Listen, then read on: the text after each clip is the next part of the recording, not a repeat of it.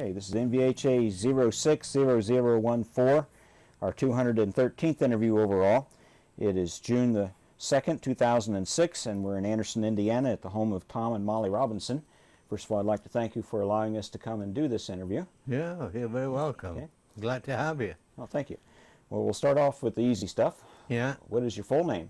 Tom Robinson. Okay. No middle No initial. middle name. Okay. No. And what is your date of birth?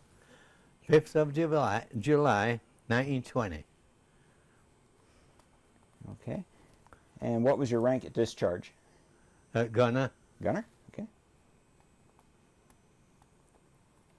Well, Gunner Robinson, first of all, were you named after somebody in your family? Yeah, my father. Okay. My father's name was Tom. All right. And so I guess that's how I got my name. Well, I don't know how the English do it. A lot of times here when they have the same name, you would be Tom Robinson Jr. Junior. Is that follow Yeah, through well, we did. When I started working, I worked with my father at the same company, and we were senior and junior. Okay. Tom Senior and Tom Junior. Yeah. Yeah. And where were you born? I was born in a little village called Belden, Yorkshire, Okay. England. And were you born at home? Yes. Okay. Yeah. Most people were back then. Oh, yeah, they were. Yeah. I think all our kids were born.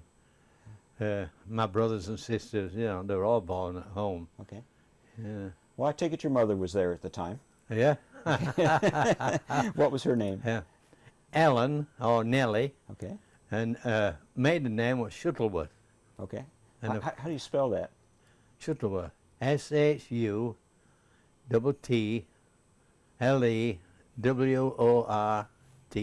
Okay. Shuttleworth. Now, what would you tell folks about her? What was she like? My mum were, we always had a joke with my mum. We always told her that if ever she fell, she'd never stop. She'd just keep on rolling. She was a small lady, and in her later years, she was pretty plump. Yeah. Yeah. And What was she like personality-wise? Was she a... oh, she had a outgoing? temper. Oh. Yeah, when she said not to do anything, you didn't do it. Yeah. You know. None of this waiting until your father comes home business. No, oh no, no, no. No, it was petered out right there. I can imagine. Well, if you make jokes about her like that, I could see why she'd be hot-tempered. Yeah. All right. But I, in my later years, I can look back and see why my mother were a little bit upset, really, because she lived in a little cottage, just 3 rooms, one above the other, you know, a little old stone cottage. And all she did all day long was look at a stone wall of the houses in the next street. Yeah. Yeah. And it drive me crazy living there. Oh, day after day. Even as a kid, it used to, "Ooh, Mom, can't we move?" But I always wanted a bigger house myself. yeah. The reason I went into that house is they lived in another village called Belden Green, Okay. and it's it's a pretty place. It's hilly, hilly and nice views. And then came along World War One. So my dad had to go, and he was in the Air Force. Okay. And so they moved my mum and my 2 sisters into a little cottage close to my granddad and grandma. Okay. So they'd be handy if ever she needed them.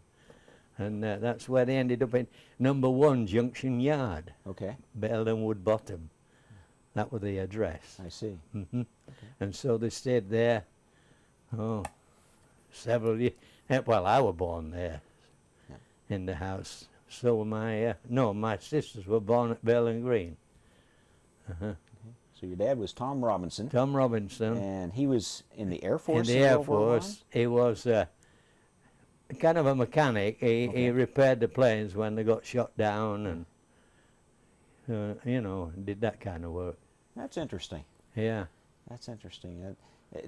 Did he have any mementos of the war that he brought back? No, he never did. Uniform or anything? I've got a picture of him in his uniform. Okay. Yeah, yeah. I'll show you later on if you want. Yeah, we're a smart kid. I had a friend at my church that years ago, he was a pilot in World War I. Oh, was he? And I was a dumb teenager and never Yeah. took the time to sit down and listen to his story. I Right. bet he had some great You things. know, that was my problem too.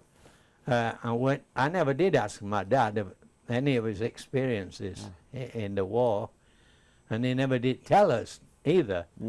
And now I could kick myself Oh, I bet. that I never asked him anything. Well, that's sort of why we do this. Because he went to France, and I don't even know where they were stationed in France. Oh, See, we could go and visit, you know, like you do. oh You- sure. You're interested in where they were and what they did, but I don't know nothing of his roundabouts there, whereabouts. I mean, What kind of a fellow was he? my dad he was a jovial man, he got on with people real well. Yeah, wherever he, you know, like his work friends or people he worked for, he was a plumber. Okay. My dad, and he was well thought of. Yeah, he got along with anybody. And of course, we idolized him. He'd do anything with us. Yeah. Now, what was his stature? Was he a big man or a No, small fellow? no, he was smaller than me, Okay. and I'm 5'7". Well, that's not bad for a plumber now, because No. you get in some pretty tight situations.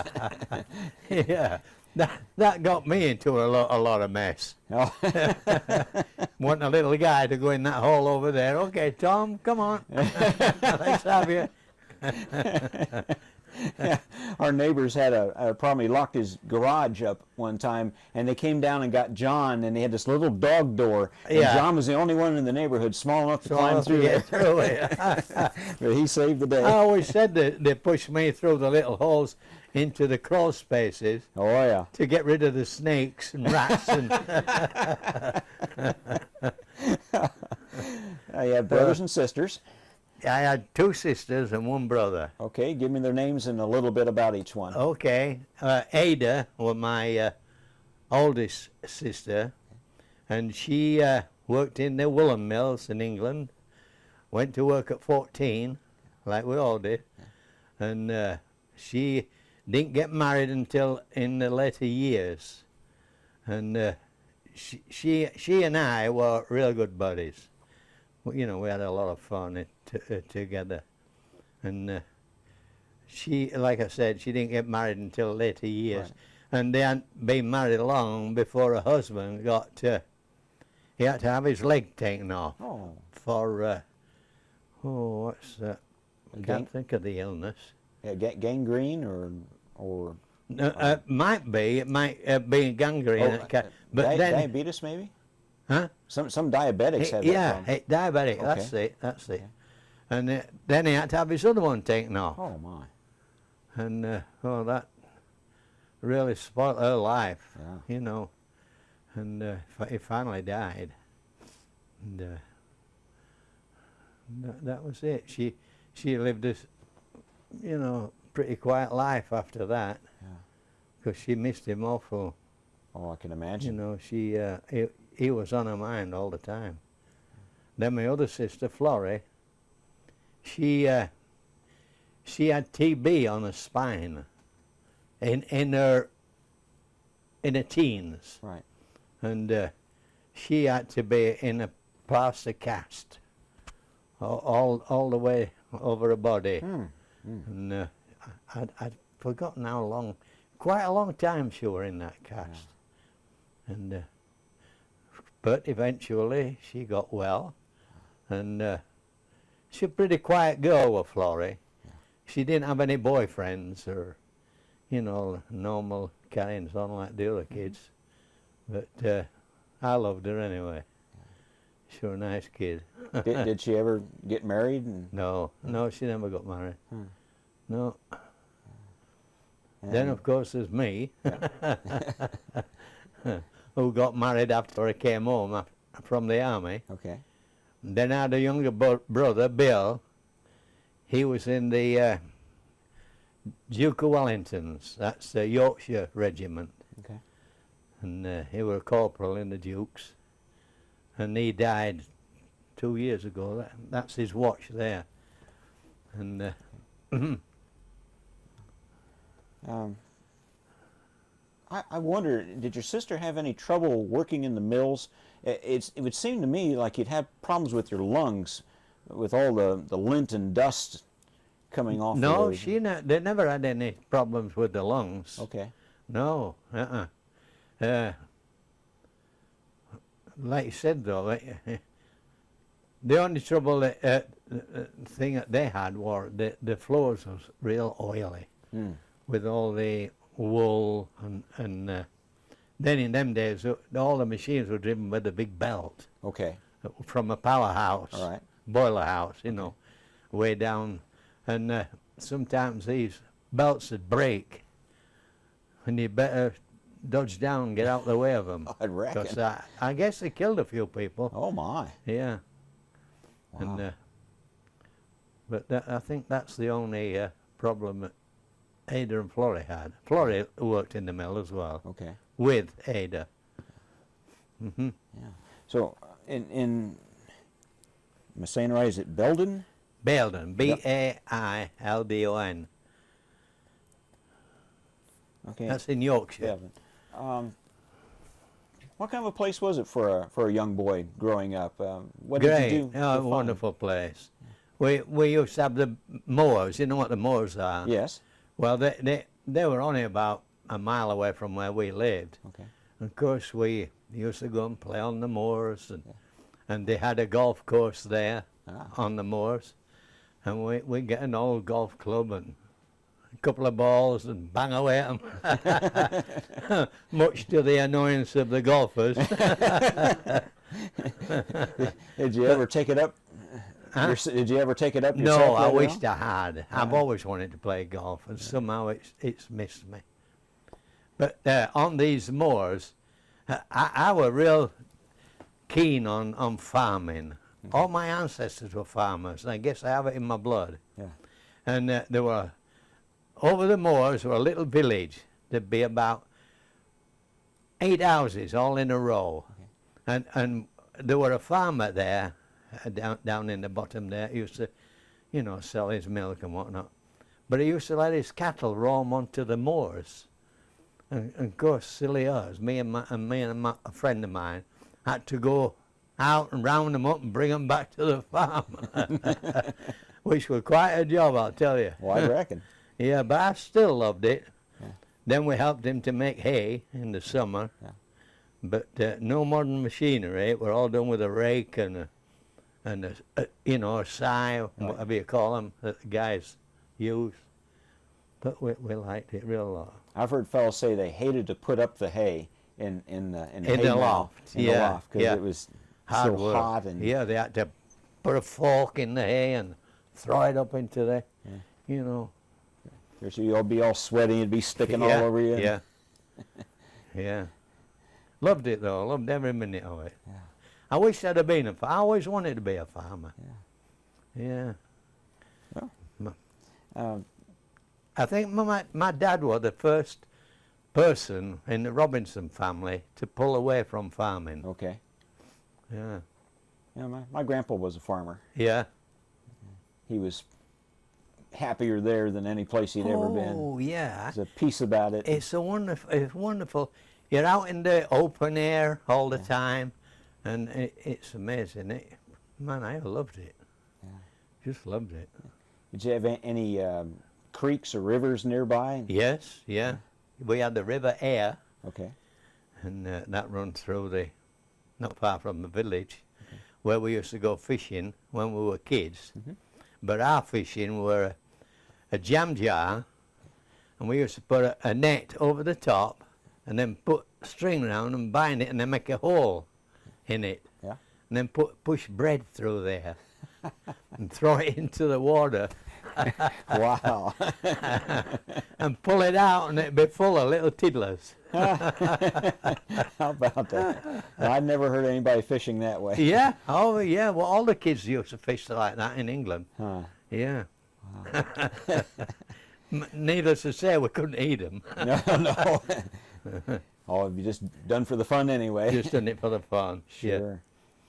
Once in a while, you'd throw your jar in too hard and it'd break on the stones. That's not good. Yeah. What was the weather like in that part of the country? Well, as a youngster, it was good. We always had real hot summers. Yeah. I remember the roads, they're not like they are here. The little roads that ran over the moors and that squirt it with tar, you know, and then throw granite chippings on. Right. And when it was real hot, the tar would melt and roll into the gutter and form a ball. We used to get it and play with it, squeeze it. That's when boys knew how to have fun. Yeah, yeah. Now if the batteries go dead, they just sit there and don't know what to do. Right. Now, when you were a boy, did you have any childhood heroes? For some fellows, it would be baseball players or aviators, or maybe someone in the church, or a family member. Did you have anybody you kind of looked up to? No, not really. My thing was cycling. Oh, okay. I was a cyclist, you know. And in my later years, I was more or less a professional Oh, okay. cyclist. Yeah. But no, I didn't, not really. Of course, I used to look up to my dad. He was the hero as far as I was concerned. Yeah. Yeah, you're a lucky man. But, yeah. A lot of fellas And don't he have also was a coach for a soccer team that. Okay. in Belden, and he used to work them all down with these. He had these gloves, special gloves that were all like a brush. Okay. And he'd go all down your legs and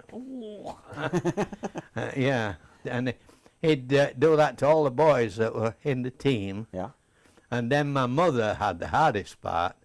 She used to wash all their clothes, you know, the football jerseys and pants and socks and poor woman. She worked like a slave. None of this throwing him in the washing machine either, was there? no, none of that at all. Just the rubbing board Yeah. in the dolly tub. I used to help her. We had one of them big old wringer machines, we call them. Oh. Two big wooden rollers, and you put the clothes in, and I'd be turning the wheel, Yeah. and the clothes would go through, and it'd squeeze the water out of them. And Mom had one, but it was mechanized, and I could never get near it because she No. was always afraid I'd get hurt. right, yeah. Wow. Yeah, them were the modern ones.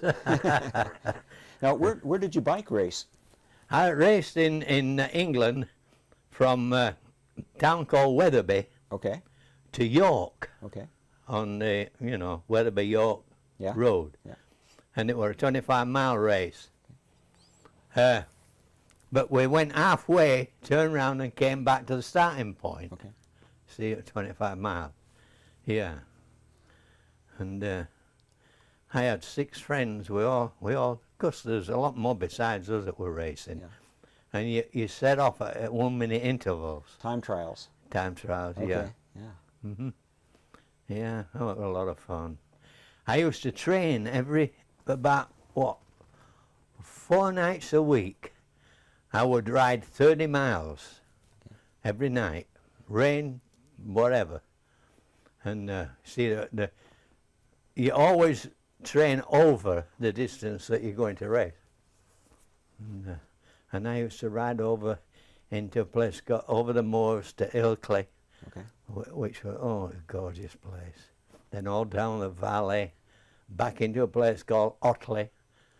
And nearly all the cyclists in that area would meet up in Otley. Okay. And we'd go into a little cafe that they had there, and we'd have tomato soup and them like little dog biscuits. Yeah. We'd eat them, and then we'd be watching out for the other clubs leaving. And so we'd, let's go. And we'd get in behind these guys, and we used to race each other Yeah. from Otley into Shipley, Huh. which would be about 8 miles. And oh boy, did we. And by the way, we didn't have gears. It was all fixed gear. All fixed gear. Yeah. What are you saying, Molly? Yes, love. What, did you say something? Beg your pardon? I thought you were talking. I'm sorry. Yeah. No. I've just planted 19 plants. Oh, good. It's hot out there. Oh, I bet it Oh, is. yeah. Yeah. Yeah. All right, thank you. All right. What kind of a bicycle If did? you want a break, I can give you a little dessert if you want one. Okay. What type of a bicycle did you have? I had a Hitchens, Okay. made in France, French bike, Yeah. beauty. Yeah. And it weighed 14¼ pounds Oh my. when it was stripped off for racing. Yeah.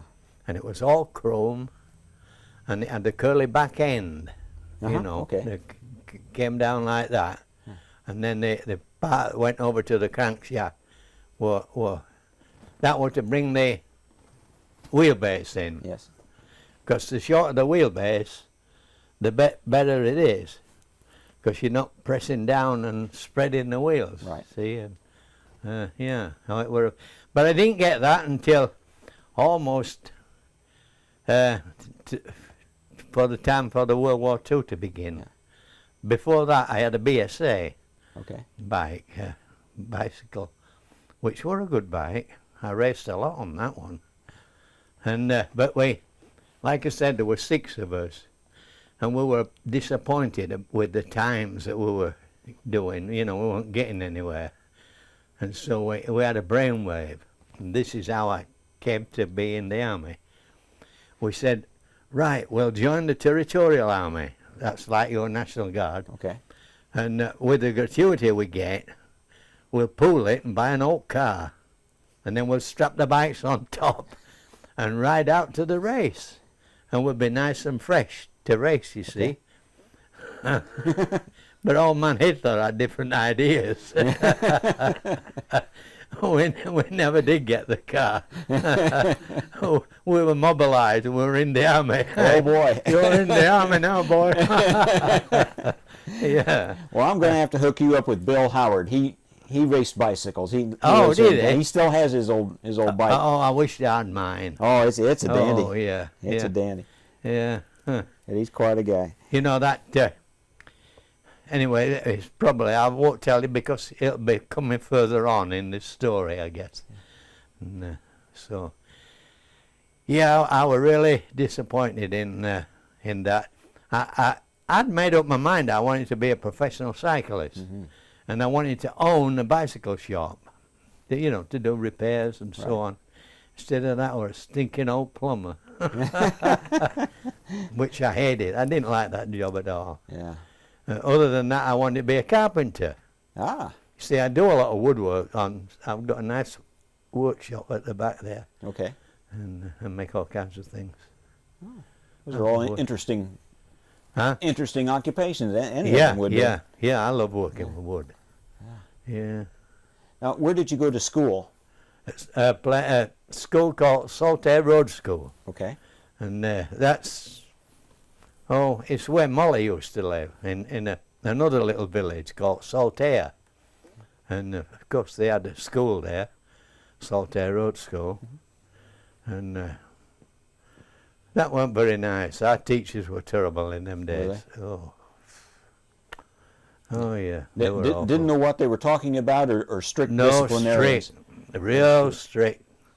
Yeah, I went home one day with 3 welts right across my butt, Oh my. and that was because I was sat on a chair and I was pushing up like this, and it went brrr on the floor. Uh-oh. And the teacher got me. Bend over, Robinson. Yeah. Right. Oh.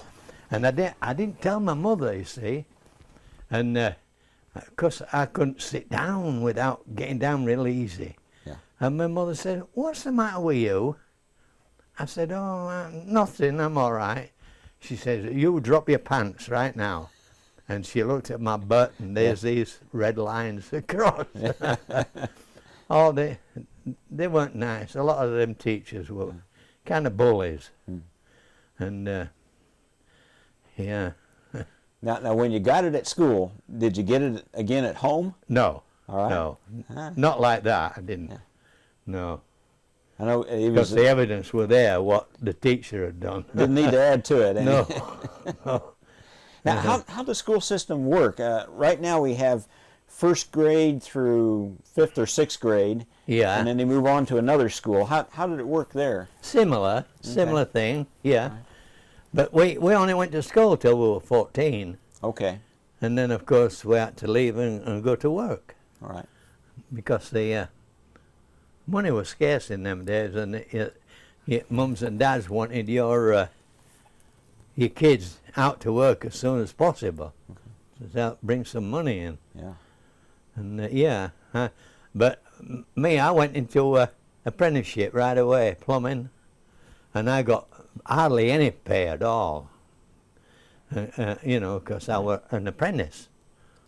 And they funny enough, the best paycheck I ever had was the first week in the army. Oh. When I got paid with the army, Yeah. I thought, my God, I'm a millionaire. I couldn't believe it. How much did you get And paid? it's all mine. We used to get a shilling a day. Oh. A shilling a day. Yeah. 7 shillings a week. Huh. Yeah. But mind you, that was quite well, you know, a little bit of money in them days. Yeah. Well, plus you had your clothes and the Yeah. place to, Yeah. and your And had a food. gun. And a gun. And a bayonet. Oh my. Now, what was the Great Depression like in England? It was pretty bad here. I mean, Well, I was only a kid then. I'd be about 8 years old.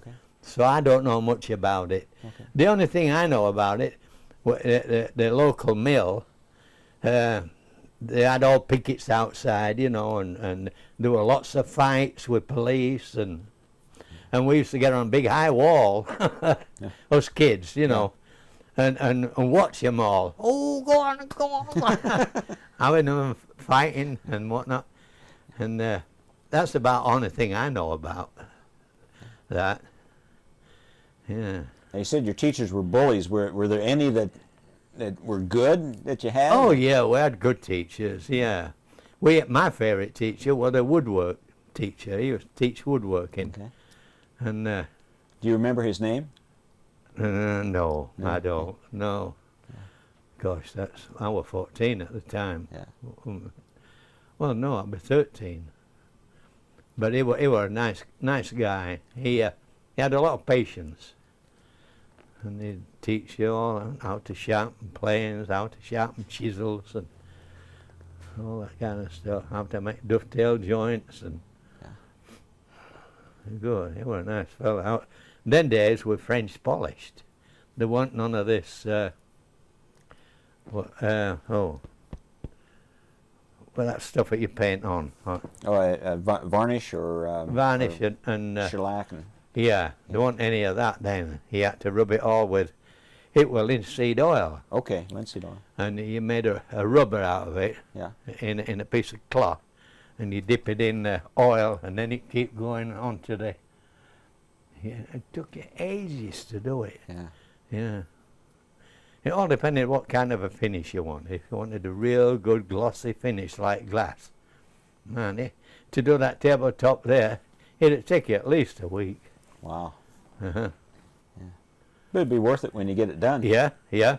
Beautiful Yeah, piece it of wood. lasted. But you couldn't put anything hot on the table. Mm. Like this polyurethane, you know, you can put hot stuff on it and it don't bother it. Boy, that's great, is that stuff. So you graduated school 1939. 39? Okay. Yeah.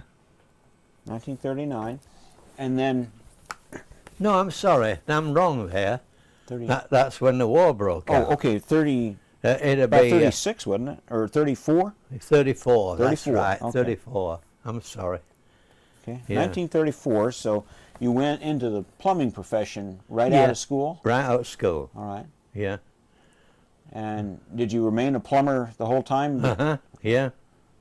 Yeah, I've never done anything else but plumbing, to earn a living, I mean. Right. Yeah. And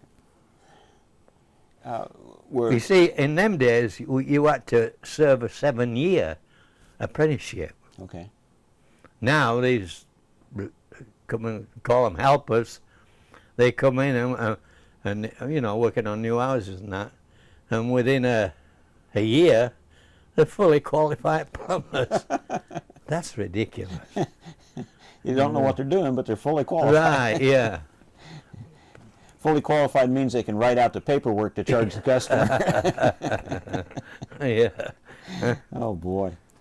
Yeah. Now, in the years leading up to the war, did you have a radio? How'd you get the news of the outside world? Oh, we had a radio. Okay. Yeah. They call them the people set. Okay. They were, you know, shaped like that. Yeah. All out of plastic, I guess. Yeah. Very cheap things. There were no stereo sound or anything. It were all wah, wah, wah. Have musical shows or Yeah, yeah, kind of radio dramas like they had over here? yeah, yeah. Okay. But you couldn't see anything. It were all voice. Yeah. And because a lot of people in them days used to have pantomimes in the cities and towns, and Okay. people acting it out, you see. Right. And that was one of our treats at Christmas when we were kids. Yeah. We'd go to a place called the Alhambra, and they'd have all these Dick Whittington, Puss in Boots, a Little Red Riding Hood, and all them, you know. Yeah. And boy, they were real. We thought them were terrific in them days. Well, if Peter Pan, yeah, with the crocodile. Oh yeah, that was always one of my favorites as a boy. Yeah. I loved Peter Pan. And the old captain put a stick in its mouth. So when it oh, and he swallowed a clock. And every time the alarm went off, they knew where he was. Yeah. Crazy. Now, what was the nearest large city you lived to? Bradford. Bradford. Okay. Yeah. And then 6 miles away to the east, Leeds. That were a big city. Okay. Yeah. Now, I did a lot of my plumbing in Bradford. Okay. On these big buildings, you know, offices and stores. They were where all the women used to go. There were loads of shops. We didn't have any malls in them days. Right. And but they were nice, they were good shops. And you walk in the streets, then go in the shop, and then come out in the street and go into another shop, and your mother dragging you all the time. You come right down to it, women may be the reason we have plumbers. Right, yeah. Yeah. Oh boy.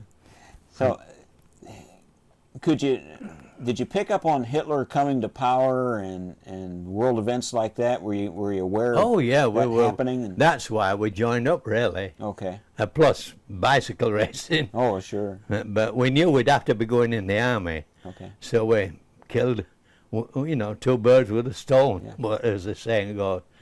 And so we joined up. We wanted I wanted the artillery, because as a boy in Wood Bottom, we lived in a little cottage right on the roadside, and it's all hills, you know, it's all, right. Wherever you go to Belden, you've got to go up a hill like that. And this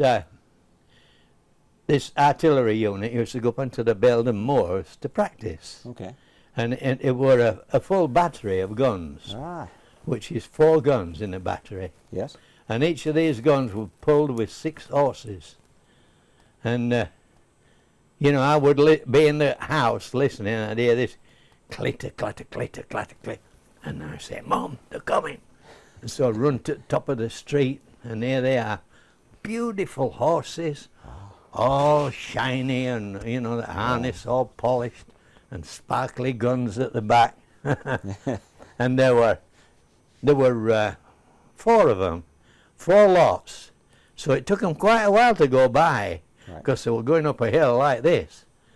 And I said to myself, I'm going to be one of them when I grow up. Because they really got to me. The soldiers were so smart, And by golly, I did. I became one. Did you keep your gun polished? Yeah. Oh, yeah, we sure Yeah. did. Yeah. Boy, you couldn't have a hair on it when the Oh, officers my. come round inspecting, and there was always something wrong. It was never right, Yeah. you know. And Okay. All right. And there had to have been some point at which you realized that Hitler was a rotten apple. Yeah. And that he was going yeah. to stir trouble. Did you Right, just well, pick I'll up on tell that you. early? Or? We're in the territorials, like I said, and each year we went to a holiday camp. And this year, it was 1938. No, well, no, it'd be 1939 then, because the war broke out in 39. And we were at a seaside resort called Bridlington, Okay. right on the east coast. And we were all in tents in a field. And we knew that Hitler was stirring up trouble. And then it came out on the standards. All men must fall in at such and such a time. The commanding officer is going to talk to us. And then he said, "What, is there something wrong?" He's just giving me a signal of how many minutes are left on the tape. Oh, I That's see. okay. Yeah. So, yeah, and then he got us on parade, and he said that England were in a dire state, and Hitler had pushed the French right down to the almost to the shores of what were it now? Oh, would you believe it? Oh, to the channel or No, to where we got all the troops away from. Oh, Dunkirk. Dunkirk, yeah. Yeah. Yeah, Dunkirk. Oh, my. And so then we had infantry regiments with us as well, you know. And they parceled them off the next day. And there were Scottish regiments, the Gordons and the Highland Scotch regiments. Yes. And they all went the next day back over to France. Boy, that was quick. But we didn't go because, you know, we weren't up to strength, I guess, our regiment. We didn't have enough guns. So Well, they sure didn't stay very long, did they? no, Not oh that no, long. no. That was. I know we used to get hair raid drill. I laugh at it now. It makes, with all these soldiers there, we'd have to run to the woods when the air raid sirens went off. And we'd have to run down the main road and then cut through a field into the woods, Yeah. which in all it'd be about 2 miles. Well, anybody in an aeroplane say, "Ooh, look at all them down." Yeah, it would have been an easy target. Yeah, what a target. Let's go ahead and stop now and switch. Take me down the path here. You joined the Home Guard, or I'm sorry, Territorial Army. Territorial Yeah. Army, and you were called up right away. I mean, When we declared war on Hitler. okay. Yeah, Okay. yeah. And that were on the 3rd of September, 1939. Yeah. And we were in the war with Germany. Drew the line in the sand and said, when you go into Poland, that's it. That's it, yeah. What'd you think of Neville Chamberlain? Oh, we didn't think anything. It was just like a big sissy boy. I see him now in his Bill Trilby hat. Yeah. And everything's okay now. Peace in our time. Peace in our time. And Hitler were right behind him with a bayonet. Oh dear. I wondered how the English folks felt about him No, they didn't like him at all. as he went Now, into old that. Churchill, he was a boy. Yeah. Everybody loved Churchill. Yeah. Yeah. He sure was the right man for the time, wasn't Yes, he was. Yeah. He was like Eisenhower. He was. Yeah. Yeah. he? Eisenhower was a great, great man. Yeah. And Patton. Yeah. I love Patton. Yeah. The guys didn't like him at the time, but he got things done. Yes, he did. Yeah, he sure did. I got a kick out of him that one time. He took that Eisenhower sent him a message saying, just bypass that town because it'll take a whole division to take it. He says, well, you want me to give it back? I just took it. He was like that, wasn't he? Yes, he was.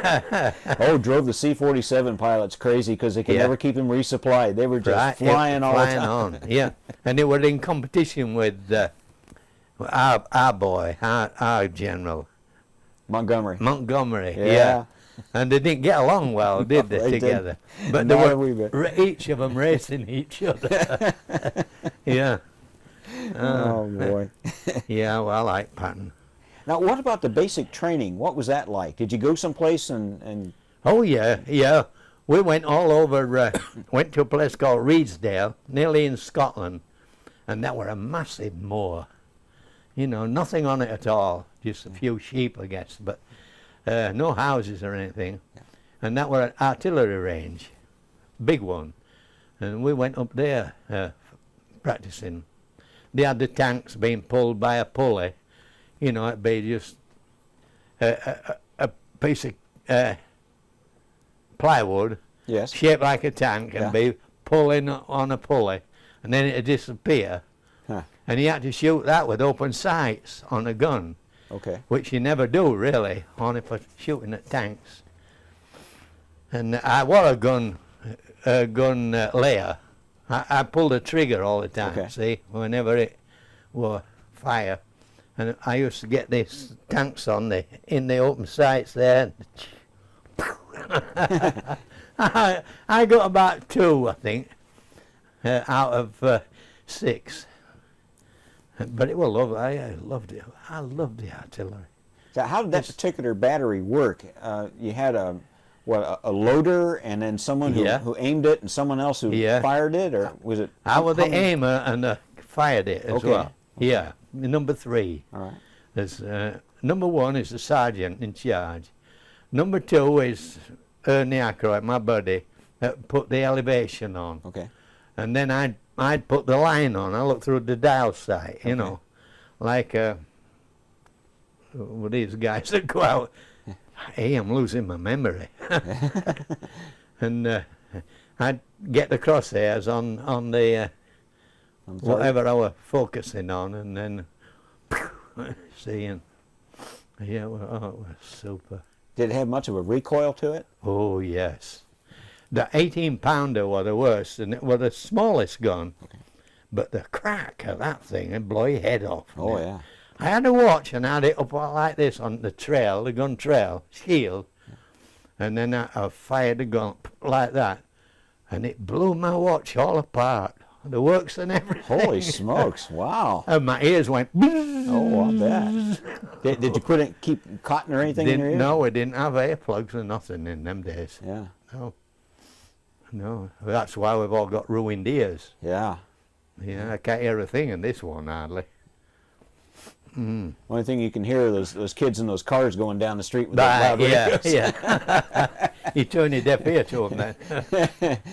And you say to yourself, I know what's going to happen to you. Yeah. Now, did that particular gun, did it roll back and you had to put it in place? Yeah, they have a spade, they call it the trail. Okay. The 2 pieces of steel come from the gun out like this. Okay.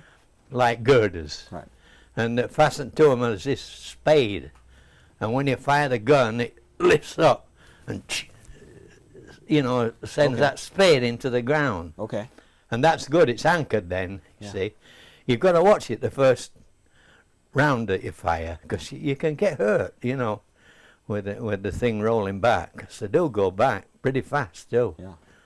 Until you never put a gun on a hard surface. It just take off. Take off on you. You have to be sure that spade will dig into the ground. If you do, you turn it toward your guys so that it shoots out toward the enemy. Right. Yeah. Yeah, that's... we loved that. It was great. Now, did you have a shell that you put in there, or? Yeah. I know on naval ships you would have the projectile, and then you have like a bag of powder. Right. Well, that's our howitzer is ours. Now we were on 18-pounders, 25-pounders, and French 75s, Okay. which were all loaded, ready to fire, you know. But our gun, it were a howitzer, and you had like spaghetti, it just looked like spaghetti, rolled up and in a cloth. You could see through the cloth. And whatever you wanted, the distance you want it to go, it relied on how many of them you put in. So I want a loader, but the idea is when you fire like a 25-pounder, they fire a long way, and they just go and they go over the top of everything, you know. Yeah. But if there's somebody hiding behind there, they'll go right over the top of them. But the howitzer, they figure out how many charges to put in, and when the shell gets there, it stops and comes Drops down. right down. Okay. Like a bomb. Yeah. Yeah. Little bit more like a mortar. Yeah, yeah, yeah, they are. Yeah. A big mortar. I know the fellows never liked the mortars because it would come right down on them like that. Well, our guns, so it did. Yeah, they were super. That's the howitzer. Now, what kinds of things did you do for training? Did you do physical exercises like running and? Every morning. Yeah. Used to get up at 6 and outside in England it were cold, and you'd just be there in your little vest, you know, and shorts and pumps, and first of all we'd run round a little lake that were there. We'd run round there 2 or 3 times, and then we of course we did Yeah. all that stuff, push-ups, and then you go for a real good breakfast. Yeah. Were the instructors pretty tough? Were they yelling at you and? Or? Not really, no. Our physical PT instructor called Les Land, he was sergeant, and he were real good. Yeah. And boy, he had a perfect physique, broad shoulders, you know, chest, and a real tiny hips, you know, and muscles all down his legs. Man, he was fit with that guy. Yeah. Les Land. Well, you're probably pretty good shape anyway as a I bicycle was. rider. Yeah, I've always said that saved me from probably would have died in the prison camp if I hadn't been so fit. Because at that time when I joined the army, shoot, we were riding hundreds of miles on bikes. Oh yeah. It was nothing for us to do 130 miles on a Sunday. Huh. No. That's good. And we were, when I first joined, you go in the touring section. Right. And they just go over the moors, you know, and on the little country lanes, and right nice and easy. And then we said, oh, let's move up one. So we went up to the intermediate section then, where they ride a little bit faster and go further. Well, we got good in that. So then we joined the hard riders. And man, they'd do 130 miles on a Sunday. Yeah. Really, you know, as fast as you can go all the way. Yeah. No relaxing. More like the Tour de France. Yeah, that's exactly like that. Up the hills and down the hills. Oh, my. Yeah, exactly like that. Yeah. Oh, the hills are good riding. Fun? The hills are good riding. I mean, think how fast you can go going down a hill. Yeah, but we fixed gear too, you see. Oh, yeah. You're pedaling all the time. Getting up. Boy, you could get to a point where your feet would go like this. Oh, I bet. Your legs. Were your feet tied to the pedal? Yeah, you had a strap. So Clip and a strap. You know, pulled real tight over your foot. I know on these high wheel bicycles, when they would go down a hill, sometimes they just throw their legs up over the handlebars and let it go. roll. Yeah. Well, we used to do that sometimes when we were fooling around. Yeah. You know. Yeah. Happy days. I've hit the pavement too many times to do that. Yeah. So you were training and the war started. Okay, where were you when the war started? We were at Bridlington. Okay. That seaside resort. Okay. Where we had all the tents in the field. Okay. And they called you up for that. That's where we got mobilised. Okay. Yeah, we were regular army then. See, and Then from there we went back to Bradford, which were our city, and some regular soldiers, you know, call-ups, took over our barracks. So they put us up in schools, empty houses, anywhere where they could get soldiers in. Right. That's what happened to us, see? And we stayed in Bradford, our hometown, for going on a year. And then one evening it came on the orders that we're moving out, and nobody had to know. We hadn't to tell anybody.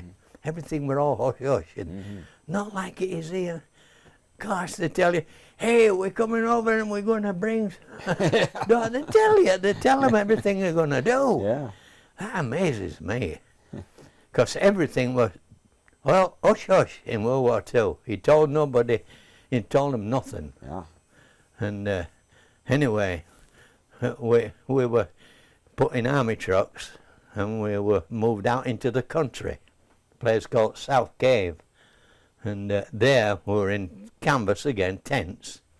And our guns had been taken away from us here to have all the modern wheels put on them and so on. And you know, them guns still had shrapnel marks and holes on the trail from World War One. Oh, for heaven's sakes. Yeah, still there. Huh. So they took them in and overhauled them all and put these pneumatic tires on. Is that what they call them? Yes. And new wheels. And off they went to Singapore, see, without us. We didn't even know we were going to Singapore. So then they put us in Brough Airfield. It were where they built the Avro dive bomber. Yes. They built it there, Avro. And we were there guarding that. Because it was an airfield. And we had to take it in turn. And they put a Lewis gun on each corner of the building, and then one in the centre, and a heavy machine gun. Right. Yeah. And we had to man those for low-flying aircraft. How was the Lewis gun? It was pretty advanced for its time in Oh yeah, it World was War beautiful I. gun. It had the roll on the top, you know, with all Yes. the bullets in it. Yeah. And like a rifle butt. And you just pull the trigger and go. And then we had tracers. I think it was 1 in every 10 were a tracer. Yeah. And we were there ready for the Germans coming over. And but one night I got off of duty. I'd been manning a machine gun, and then we went back to our hut. I'd been relieved, see, and we went back to the hut to go to sleep, and we got sleep in these blankets, and the air raid sirens went, just like you hear these here, and only a lot louder. Yeah. And we got so used to it, we think, oh, hell with it, and just keep snuggle down further. And next thing we knew, boom, we were lifted out and thrown up against the wall. Holy smokes. And we were outside of a railroad track. And there was a railroad track and a road outside. This is our hut here. Well, this was a road here, and this was a railroad track coming down, and it crossed. And one of the bombers came over and hit that thing dead on. And it made a hole about 20 foot deep, right in the crossing. Wow. Because that put the railroad out. You're right. And the road out. Nothing could go by. And that's what we got thrown. And there were a row of houses behind it there. It blew all the roofs off. Wow. Off of these row of houses. Blew the windows out, of course. How'd you sleep after that? Oh, I would pay more attention to the air raid siren. Yeah. Now, how soon after England declared war did Hitler start bombing England? It was the first winter of 1940 Okay. when the Battle of Britain. Okay. Yeah. So did he? Let's see. He went into. And that's when we All right. So went into Poland. it Didn't we? wasn't very long after you declared war, was it? So No, a couple no, months maybe. no. Yeah. Less than a year. Yeah. Yeah. Then they sent all these planes over. But the little old Yeah. Spitfire pilots. Oh, the RAF. Oh, Yeah, man, I yeah. take my hat off to them guys. Mhm. Absolutely. Yeah. Them guys, they knew damn well that they weren't going to live. Yeah. They knew that it couldn't possibly last. They kept going up and going up, and getting shot down. We were going out there and picking them up out of the sea. Not me, but the Coast Guard and that. Oh, they were great with them Well, guys. they were. They really saved England's bacon. They did. Yeah, because what Hitler were after, getting rid of the of our air power, see, and then he could just come over and do what he wanted. Right. But it backfired on him, see. We did it to him. Yeah. Oh, they blasted them planes out of the sky. We used to stand on top of the cliffs, and it were all action going off over there, you know, and we'd see this vapor come, bzzz, and we'd cheer. Ah! Yeah. And it might have been one of ours, we didn't know. But just to see that plane coming down there, and splash in the ocean. I was on guard there one night when they bombed Hull, which is a port on the River Hull, and I was on guard, and we always had those guns in the woods, you know, for camouflage nets on them and everything. And I was stood out there on my turn to go on guard, and I'm stood with my rifle, and I hear this boom, boom, boom. You could always tell when they were Germans. And I thought, oh my God, here they come. And then I looked up, and there were about 6 formations, like, you know, they all flew in a V shape. And there were about 6 of them, all, you know, coming right towards us. And I thought, God, they found out where our guns are. And then they got so far, and then they all turned and went that way. And that's where they bombed Hull. They devastated that place. Wow. Yeah. I bet you every time you see a flock of geese, you think of the German. They just, yeah. Yeah. They are just like the planes used to come over like that. Yeah. I'd never heard that description. So. Yeah. Yeah, just like geese. Yeah, I've heard it said that England was that close to actually giving up, and Yeah. then Hitler stopped bombing. Yeah. Yeah. Do you think it was that? Oh, yes. That's probably yeah. true. It shows you in that movie, The Battle of Britain. I've forgotten what the commander of the Air Force were.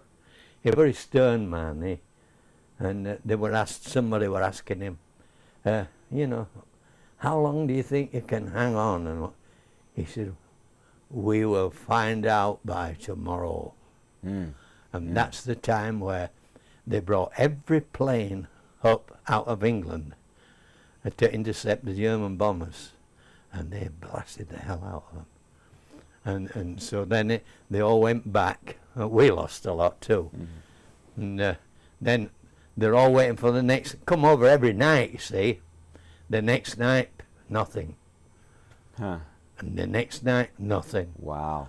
And they beat the German Air Force. Yeah. So that was his chance of landing in England.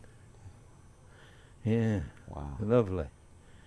Well, Hitler's stupidity went a long way in helping us out. If Hitler hadn't been there, probably Germany would have won. Yeah.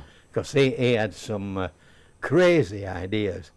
He had even jet fighter planes in them days, and we just had the propeller like the Spitfire. Yeah. Well, hell, a jet plane would run rings round But he wouldn't let them go into action, and he wouldn't have any more built. They were the secret weapon, and he was saving them for a rainy day. Oh my. Now, you were probably in captivity when he started letting go with the buzz bombs, the V1s. Yeah, I was. So you probably never saw any of those, did you? No. Yeah. No, we just saw the 100-pound bombs, which were good enough for me. Yeah, I'd be satisfied with that. Yeah. Well, we were, like I said, we were on the coast, and these skewer dive bombers used to come up the coast every morning, all the way up, and machine gun and everything. And you can go back there now and see the little church, the little old cottages with all the bullet marks on them, where the planes used to come up every morning. Wow. Yeah. What did you think of the Americans back then? Were you getting anxious or angry at us for not getting involved? No, or? to be honest with you, I never even thought about the Americans at that time. I thought, well, they'll come in sometime. Yeah. What we were saying was, God, I wish the Yanks would get cracking and come and help us. Yeah. And of course, we were at war for 2 years before the Americans came in. And that was when they bombed Pearl Harbor. That brought them in. That sure did. And that was wise thinking on Roosevelt and Churchill. Yeah. Yeah, because Roosevelt had been trying to get the Americans egged up, Mm-hmm. Come on, and they wouldn't. England's over there, let them fight their own war, Yeah. And so they broke the code of the Japanese, wireless thing. And they found out that the Japs were planning to have a raid on Pearl Harbor. So what they did, and this ought to have told anybody, they had a lot of aircraft carriers out there at Pearl Harbor, and they sailed them all the way out to sea. Mm-hmm. And left, you see, the Arizona and all them were old battleships. And right, they didn't care much for that. I mean, but the poor guys that were on them, they got it. And of course the Japs came over and bombed all them ships, and oh God, that was awful. It was probably the best thing that could have happened to us, as tragic as it was. Yes, that's right, yeah. Because we were thinking battleships, and boy, you sure didn't need them, did you? No. Not much. No, but all they didn't get a single aircraft carrier. Yeah. And oh boy, them aircraft carriers won that war. I interviewed a guy who was out to sea with the carrier fleet. He was on a destroyer, but he was out there when they were attacked. Yeah. Kamikaze. Yeah. Yeah. Well, Terrible. So, how we doing on time? Okay. So at some point you were shipped out, your artillery that was all shipped out to Singapore. They went before us to Singapore. Right. They were shipped out, our guns. All right. Yeah. And we folled. They came at some point and said it's time to go, but they didn't tell you where. No, they didn't know where we were. No, it were in February of 1941. Okay. When we were stationed at a little town called Wellington, North England. It were a coal mining town. And all the people there just loved us. It was strict rationing then for the British people. Mm-hmm. And he said, no, we're not going to take your rations, no. They wouldn't take a no for an answer. We had to go with, Yeah. And we got in with a little old couple called Welshes. Yeah. And their boys were down the mines, see? And so we met them one Sunday morning walking down the main street in Wellington. And they stopped and said, would you two boys like to come to my house and have tea with us? And we said, oh no, we don't want to take your rations. Oh, come on. So we went. And this little Mrs. Wells, she was an angel. You'll read about her in my book. Yeah. And we went to church with her on a Sunday mornings, And then we'd stay with her all the rest of Sunday. And she'd be feeding us, Yeah. And then when the time came for us to leave Wellington, that were another hush-hush. Nobody had to know we were leaving. And she got down and prayed for us. And she said, I'll pray for you boys every day. And I know, she said, I'll watch over you. And I know she did, because she saved me quite a few times, did Mrs. Welch. Yeah. You could probably feel her praying at times, couldn't you? Yeah. Yeah, I went, a couple of years ago, we went back to Wellington to see the cottage where they lived. Yeah. But it had all gone. It was just a big parking lot. And oh my God. So I walked out there to where I thought the house was. And I stood there and I said a silent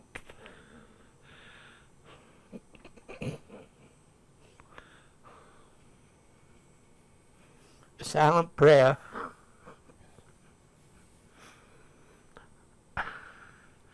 And I knew she were, I just knew she were there. Yeah. I could feel her, you know, a super lady. Anyway, we moved out of that town. It was early morning, it wasn't even daylight. And nobody was supposed to know that we were leaving. And we got in the train and went underneath a tunnel. And there's all the people on the bridge all waving, shouting, good luck, boys. And, you know, amazing.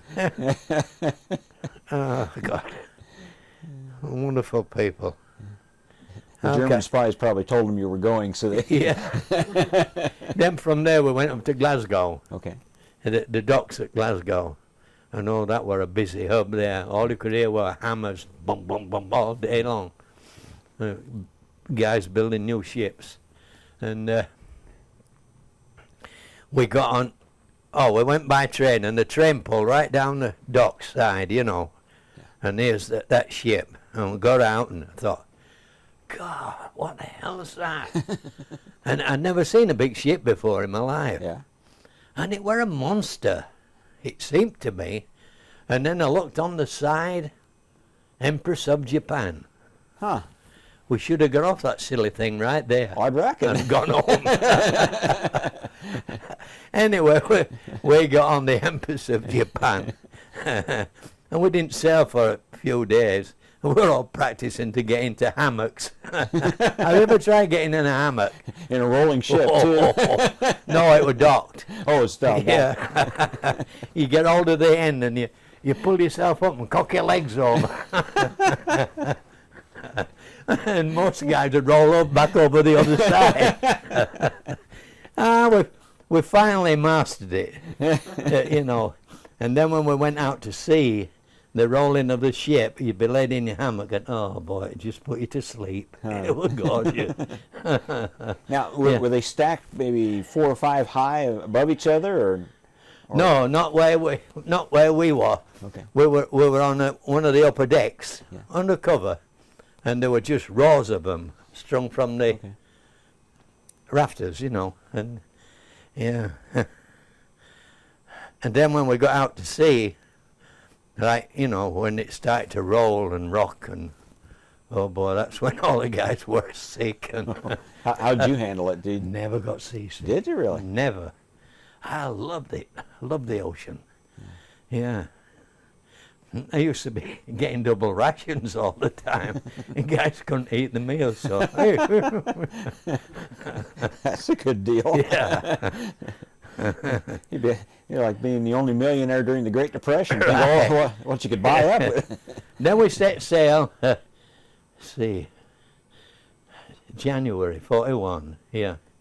And we after we left, we went round Ireland, you know, top part of Ireland, then out into the open sea, and headed straight for America. Okay. And they wanted to get away from the aircraft, you know, and then we sailed down the coast of America, right, about, halfway down, I would say. Then we made a beeline straight west. No, it'd be east, wouldn't it? Yeah, east, to Africa. Okay. And we pulled in there at Sierra Leone. All right. which is Freetown, called it Freetown. We pulled in there to gas up and whatnot, and we pulled into this dock, and there were all these natives in the canoes. Oh man, you should have seen the colours. And they were bringing bananas and oranges and all that kind of stuff out to us, you know. Pull up at the side of our ship, and we'd throw ropes down, and they'd have little baskets that hook on, and we'd pull them up, you know. And then we'd throw money down, and some of it would go in the ocean, and hey, they just dove in, right straight down, and come up with the money. How about that? And then one of our destroyers were there as we were coming in, and all them sailors were stood to attention, all in a straight line, you know, welcoming us in. And what a sight. And they were same colour as the natives there, and we were white as... And we got orders, you know, if we got sunburned, we'd be in trouble. We had to keep our shirts on at all times, and there's a piff helmet. And but by the time we left there, we were just as black as they were. When we, you know, after we're coming home and that. Yeah. Did you travel alone, or were you in a convoy? We were in the convoy. Okay. Then we left Freetown, pulled out, went down and right down to Cape Town. Okay. And that's where we had a ball. There were hundreds of people waiting on the dockside for when we got off the ship. We were, you know, allowed off the ship, and they all wanted to take us to the houses and feed us, and they were wonderful. And we, me and Ernie, we went. There was this Rolls Royce, and a man and a woman sat in the back, and she waved to it, you know, like Queen. Oh, come here. So we went. How would you like to go to our house and have a meal? And we said, but previous to that, we'd been told on the ship not to accept any rides in cars, because the previous convoy were in there, which were Australians. Right.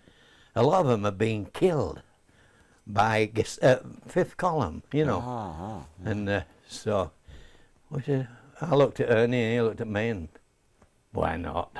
Give in. And they drove us right round Table Mountain. And I kept looking at Ernie and me. Oh, we were about ready to jump out of that car. Thought, damn, they're going to take us to a place and kill us. And so anyway, we finally arrived at this, and it were a guest house. You know, they had dancing girls and, you know, a bit of a naughty place, really. But, whoa, did they feed us. Oh, gosh. And they sent that chauffeur-ridden Rolls down to pick us up every day while we're in Cape Town. Holy smokes. Yeah. And do you know, I never got the name and address and nothing. Huh. I could kill myself for that. Because it was people. so nice. Nothing was any trouble, you know. They'd do anything for you. Wonderful. Wow. I've never ridden in a Rolls Royce, so No. you've had. That's one experience I've never had. Yeah. Wow. Yeah. What'd you think of being out on the ocean where you couldn't see any land? Right. I mean, the biggest body of water you'd seen to that point was that river where you used to fish. Yeah, that's right. Yeah, and at the seaside, we used to go to the seaside and see the ocean. Oh, okay. I guess you would see that. It's a wonderful feeling. I love it, and I should have been a sailor, me. And no, it was wonderful. Used to get right up in the bow of the ship and go down with it, and then come up with it, and it was beautiful. I loved it. And then from there we went up to Mombasa from Cape Town, right round the other side of the Africa. Okay. It's the 4. Okay. And we got a different reception there. We got bombed by the Italian Air Force. Oh, good grief. But they didn't hit any of our ships. Well, they were the Thank Italian the Air Lord, Force. they were bad aimers. Dear. And then from there we left and went down to India, Bombay, India. And Everywhere you walked out in the streets there, it was just like blood. Somebody had spit out blood. Huh. And it's what they call beetle nut Yeah. that they chew Okay. in a leaf. Yeah. And when they spit out, it's red. Yeah. Just looks like blood. And I said to Ernie, God, they've all got TB here. And there were 4 of us. And we went wandering off stupid, crazy. 3 minutes. Okay. And we got way out of his place, we didn't know where we were.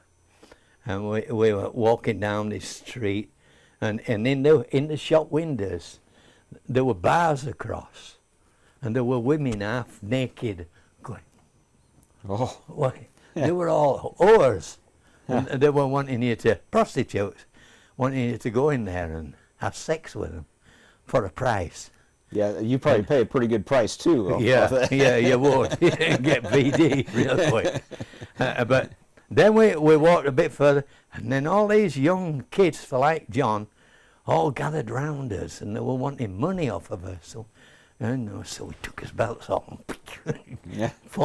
and there were a lot of Indian soldiers, sailors, just down the road, and they saw we were in trouble, you see. So they came and helped us out, and they took us back to a ship. So, whew, that was a relief. Yeah. Yeah. Then from Bombay, we were on our own. The Empress of Japan were on its own. And boy, could that thing move out. At full speed ahead, right to Singapore. And the ocean was just like this tabletop. Really? I've never seen a sea like that. It was wonderful. Yeah. Not a ripple on it. Yeah. And you could see the wake behind. Oh, it went for miles. And I thought, oh, God, if an airplane see that. Oh, I'd reckon. Yeah, what a giveaway. Right there. Yeah, right there. Yeah. And anyway, we made it to Singapore. Are you ready to switch off? Yeah, one more. This would probably be a good place to break. Yep. You have seen most of the British Empire at this point. So far. Including the United States. I mean, how close did you actually get to the coast of the United States? Well, I guess I could see our ships on the horizon when they were going down. We didn't pull in anywhere. Right. Yeah. But what we were doing, we're getting out of the range of the German Air Force. Well, that's a long way around. Then we were, also the submarines. They were a menace. They were worse than the airplanes, really. But that's what we did. We hugged the coast of America, like I said, to about halfway down.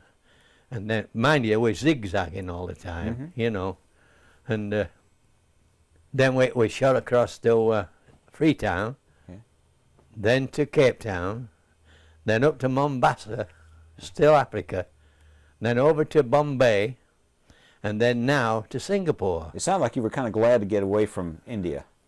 Oh, God, I wouldn't go there. Not to Bombay, anyway. Oh, it was terrible. It was called the jewel of the empire, but it sure didn't look very much like it, did it? Oh, God. No wonder Lady Ashley at one time said, all the soldiers coming back from India, mothers, keep your daughters away from them. I can see that. Oh, it was an awful place. God. And when you left You England, can't imagine women living like that in a cage. Oh, yeah. Yeah. In the shop windows. Yeah. Anyway, we landed at Singapore, and then we were picked up by a convoy and taken to our barracks, huts, billets, at the naval base in Singapore, which were nice, but there were no windows. It were, imagine this here, one of the huts. There were nothing. They were all open all the way around, with an overhang. Right. And that was, let the air come in, because it was very humid in Singapore. And what did you think of the town itself? I know it's a big modern city now. I mean, it is now, yeah. Was it still It was pretty primitive? nothing like it was in them days, what we can see in the book. No. And we used to go down to they'd let us go down to Singapore from the naval base, you know, for not on leave, but a night out. And you get these Indian drivers with the big American cars, convertibles, you know. Yeah.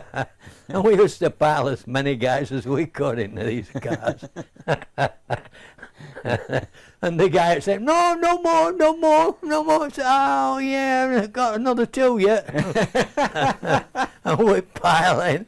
And that guy, that crazy guy, they were all the same. They'd drive like maniacs. Yeah.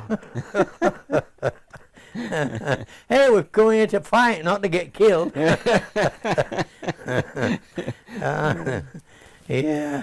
So you arrived in Singapore 41, but probably what, about March or? Oh, I've got it in my February? book there. I should have got it. Shall I look for? No, you're on that thing, aren't you? Oh, it's okay. Yeah, it took us 6 months, Okay. didn't it? Yeah. Hi, babe. Hello. All right. It took us 6 months to go to Singapore. Okay. No, 9 months. I'm 9 sorry, months? 9 Oh, months. Yeah.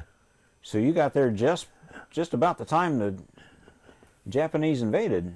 Yeah. Pearl Harbor. Yeah. Yeah. Anyway, we had a wonderful life in Singapore. There were no rationing at all. Much food as you wanted to eat. And I used to think about them poor people back in England with real severe rationing and Yeah. 1 egg a week and a little piece of butter a week. And here we are swimming in it, absolutely. And I was thinking, oh, you are terrible. And there were these shops in Singapore that said that they'd make a parcel up with food and you could send it home to your parents. And of course we pay for these parcels to go over to England. I don't think anybody got one. Huh. It was just a big racket. Yeah. Yeah. Wow. And then we used to do gun drill in the morning and clean the guns, and then the rest of the day were ours, unless you were on guard duty. Right. And so it was. And then at evenings we'd take on the other regiments at soccer. Used to play soccer and cricket, and you know, it was a wonderful life, really. Well, kind of like Pearl Harbor before Yeah, the exactly. attack. Yeah, It was just exactly. paradise. And Hey, they lived.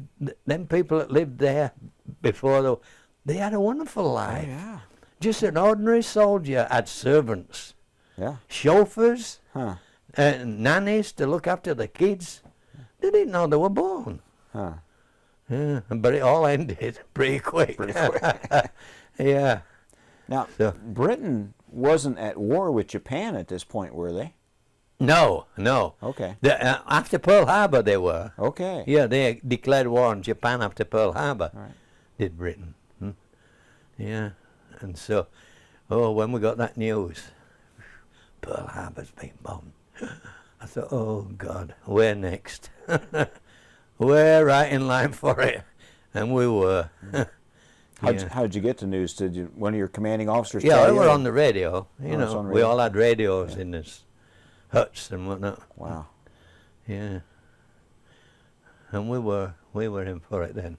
Now, I had heard that didn't you have most of your guns turned out towards sea? Them were the big 18-inch guns.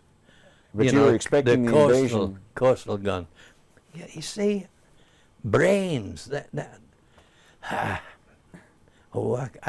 gets me mad when I think about the higher ups that we had in the British Army. They were as dumb as. They had all these guns on Singapore Island. Yeah. Here, that's the island. Yeah. Had them all there, all the way to 18-inch guns. They had shells that you couldn't even lift. They used to weigh a ton, a shell. Yeah. And because it were all, in them days, it were all with the sea. They expected the invasion coming in at the harbour, see? And at the back here was the Johor Straits, which were about 2 miles across. And then here starts Malaya and the jungle. We didn't have anything on there. Huh. Nothing. Not a thing. Not even barbed wire. Holy smokes, not even that. And, yeah. And so when the Japs invaded Kota Malaya, and somebody come up with a bright idea. Hey, we don't have nothing to stop them on Singapore Island. Right, we'll put a row of barbed wire. Oh, God. And that slowed them down for how many seconds? The Japs used to fall on it like this. Oh, yeah. And then the other guys run over the backs. Yeah. Yeah. Yeah, man. I tell you.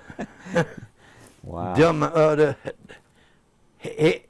I feel ashamed of how many English soldiers had to capitulate there. Well, I think it was 80,000. Oh, my. 6 I've got it all in my books. And all for these idiots. They'd be going out dancing in the night time and drinking the whiskies and going with the women, and they were having a ball. They didn't even know there were a war on. And these were generals, you know, high-class officers. Yeah. And they looked upon us like we were dirt. Oh, you have to go there. Hey, boy, get out of there. You know, called you boy. Mm. So, oh, God, it bugged me. I think of all them guys that died from them idiots. They were more to blame for our boys dying than the Japs were. They were. Because they had it in the power to stop that.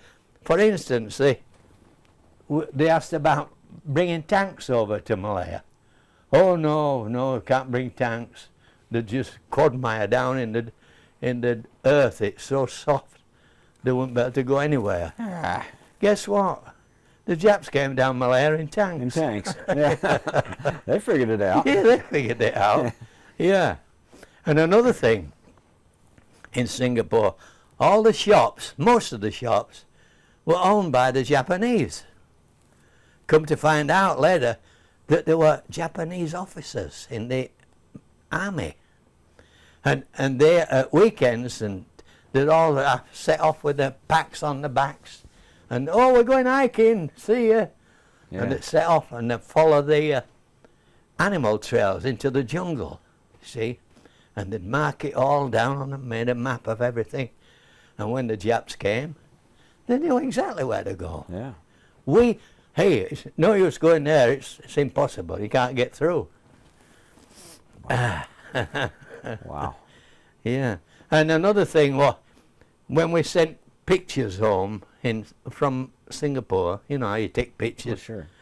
Oh, we went, you must not have any, in the background, you mustn't have any buildings or anywhere, you know, to show everybody where you are. Just a picture of you. Oh, printed all our films. The Japs. Well, sure. Yeah. Sure. He took your film to a Jap camera shop to have it developed. Yeah. Oh, dear me. Well, I tell you, talk about being let down. You know, a regiment is as good as the officers in charge. It is. If you have a bad officer, you have a bad regiment. What happened to those officers when you were captured? They were all in they were prison prisoners. too, weren't they? Yeah, yeah. But they were sent to a camp of their own, a camp where they were all officers. They didn't stay with us. Were But they about still the had same? it rough, though. Yeah. Yeah, they still had it rough. I can't imagine that they could have survived as easily as you fellas did, because they probably wouldn't have been as good No, a shape. because they lived a wonderful life Yeah. in Singapore. Yeah. Oh, gee, yeah. Even me, just a gunner. When I was in Singapore, I had a Chinese servant. Yeah. Used to polish all my shoes in the morning, do all my buttons. Yeah. You know, they'd even shave you while you laid in bed. I never let them do that, but a lot of the boys did, because they had them cutthroats. Yeah. You're afraid they... Yeah. In no way. I used to shave myself. But a lot of the guys, they just lay in bed and go shave. Huh. That army life, eh? God. Wonderful. So when did they actually capture Singapore? Pearl Harbor was in December, Yeah. early December. Let me get my book out. Oh, Okay, yeah, okay. Let's put it on pause. yeah. I'll go get it. Yeah, just get my book off the table there. I had early February.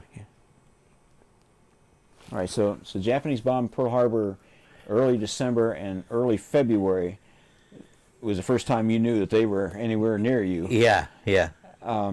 When did you actually finally figure out that they were coming down the peninsula? Was it all of a sudden, boom, they were there? Or? Yeah. It took, what were it? Took them 6 weeks to take the whole of Malaya and Singapore. Yeah. Wow. From Kotobaro. When were you first aware that they were there? Oh, we knew right away as soon as they landed. Yeah. Because we were up at Malacca. Okay. We'd been on real bad manoeuvres. And so they decided to give us a rest for a month. And we were sent to Malacca and to recuperate and, you know. And while we were there, that's when the Japs landed. Okay. And I remember the convoys going through Malacca all night long with all the Scotch regiments playing the bagpipes, and you know, it may go all up in goose pimples. And we're cheering them up. Oh, go on, boys, give them hell, you know. Yeah. And within about 2 weeks, there were hardly any of them left. The Japs just mowed them down. Mm. And we had a Punjab regiment, Indian regiment, with us. And they killed most of them guys. They were well prepared. They were fighting horrors with the Japs. They didn't know fear. Didn't know fear. Yeah, and you said that just a couple of days before they actually took Singapore, there was a regiment that came in from England? Yeah, yeah. A whole battalion. Whole battalion? Yeah. Fresh infantry. Fresh from England. Oh. Well, you're supposed to go to a tropical country, and you have to be there maybe 6 months just getting climatized. Oh, yeah. And but these poor kids, they came in and had to go straight into action. Well, the Japs just slaughtered them. Yeah, green troops never Yeah. fired the gun at anything except Yeah. target. Target, yeah. Yeah. I had a friend of mine, well, from Northampton in England. He were in with that crowd. Yeah. Now, when did you personally engage the Japanese forces while they were still coming down the peninsula? No, or? when they landed, we were island defense, Singapore. Okay. We engaged them when they come across into Singapore. Well, it had to be a sinking feeling knowing they were coming. What? It's amazing. What they were doing is that's Malaya and Okay. this Singapore island. They were sending troops all along here, and so what did they call it? Palaubin, an island here in between, and they told us that the Japs were massing on there to invade Singapore. Yeah. So what did they? We all, us guns and all that, went up here. We got into position here, and we fired onto this island. I know, we fired so much our guns got real hot. And come to find out, they kidded us. They were just sending empty trucks up here, you know, to draw all the soldiers away from the causeway. And they came, they said that the Japs will never come across the causeway. Yeah. Because it's a super target. Yeah, you could pick You them know, off you're easy. out there in the sea, on a causeway. Man. Huh. But they did, they came that way. So we had to rush all the way back again and up into this corner this time. and we were firing onto them, coming across the causeway. And but what they did, because we cover infantry, you see, our job is to cover the infantry. Right. And we were covering these Australian troops. And then we're firing away and we see all these Aussies coming up the road. Hey, what's up? Hey, them bastards are coming across here. You better get your guns out of there quick, because they're all just down the road. So we did. We pulled out. Yeah. And then we went down the road to Singapore, to get further down. Right. And they got onto us, and they were firing artillery and mortar bombs onto us while we were coming down. And I were on top of a quad. That's a gun towing vehicle. Right. And we had all the camouflage nets on top. And I got on top of there and I just fell asleep. Huh. I slept like a log. Because we hadn't been having no sleep. And then from there we went right downtown into Singapore, and we them beautiful homes that the rich people had there, rubber plantation people, and the immaculate lawns. And we took our guns right onto these lawns, fired, and they cut up all the lawns. Yeah, we were there. Then we had to go from there to the as far as we could, right on the south coast of Singapore, because the Japs were just coming down, Yeah. And we were right on the sea front. We couldn't go any further, and so they got the orders. Cease fire at 8 o'clock. This was on a Sunday night, and we still had a lot of shells left. So our officer said, "What do you say, boys? Shall we get rid of them all?" I said, "Yeah." Yeah. And we were firing up to 11 o'clock at night. Oh my word. Yeah. I cannot understand why them Japs didn't come and do us all in. And we started a hell of a fire going. And you never see a shell leave the gun. But we were on such a low range that when pulled the trigger and went like that, you could see the shell going.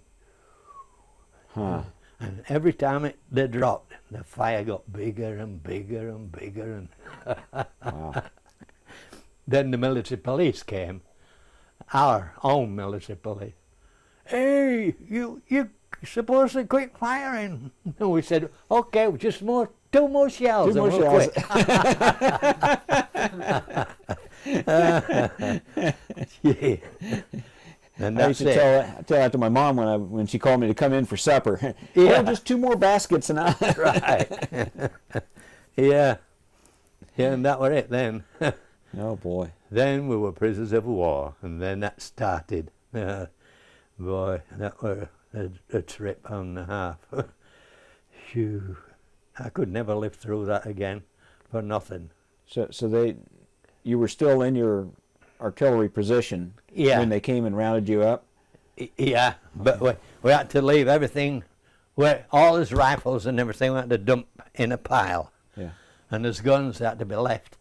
But we took the breech out of the guns and went and threw them in the sea, because that made the gun useless. Right.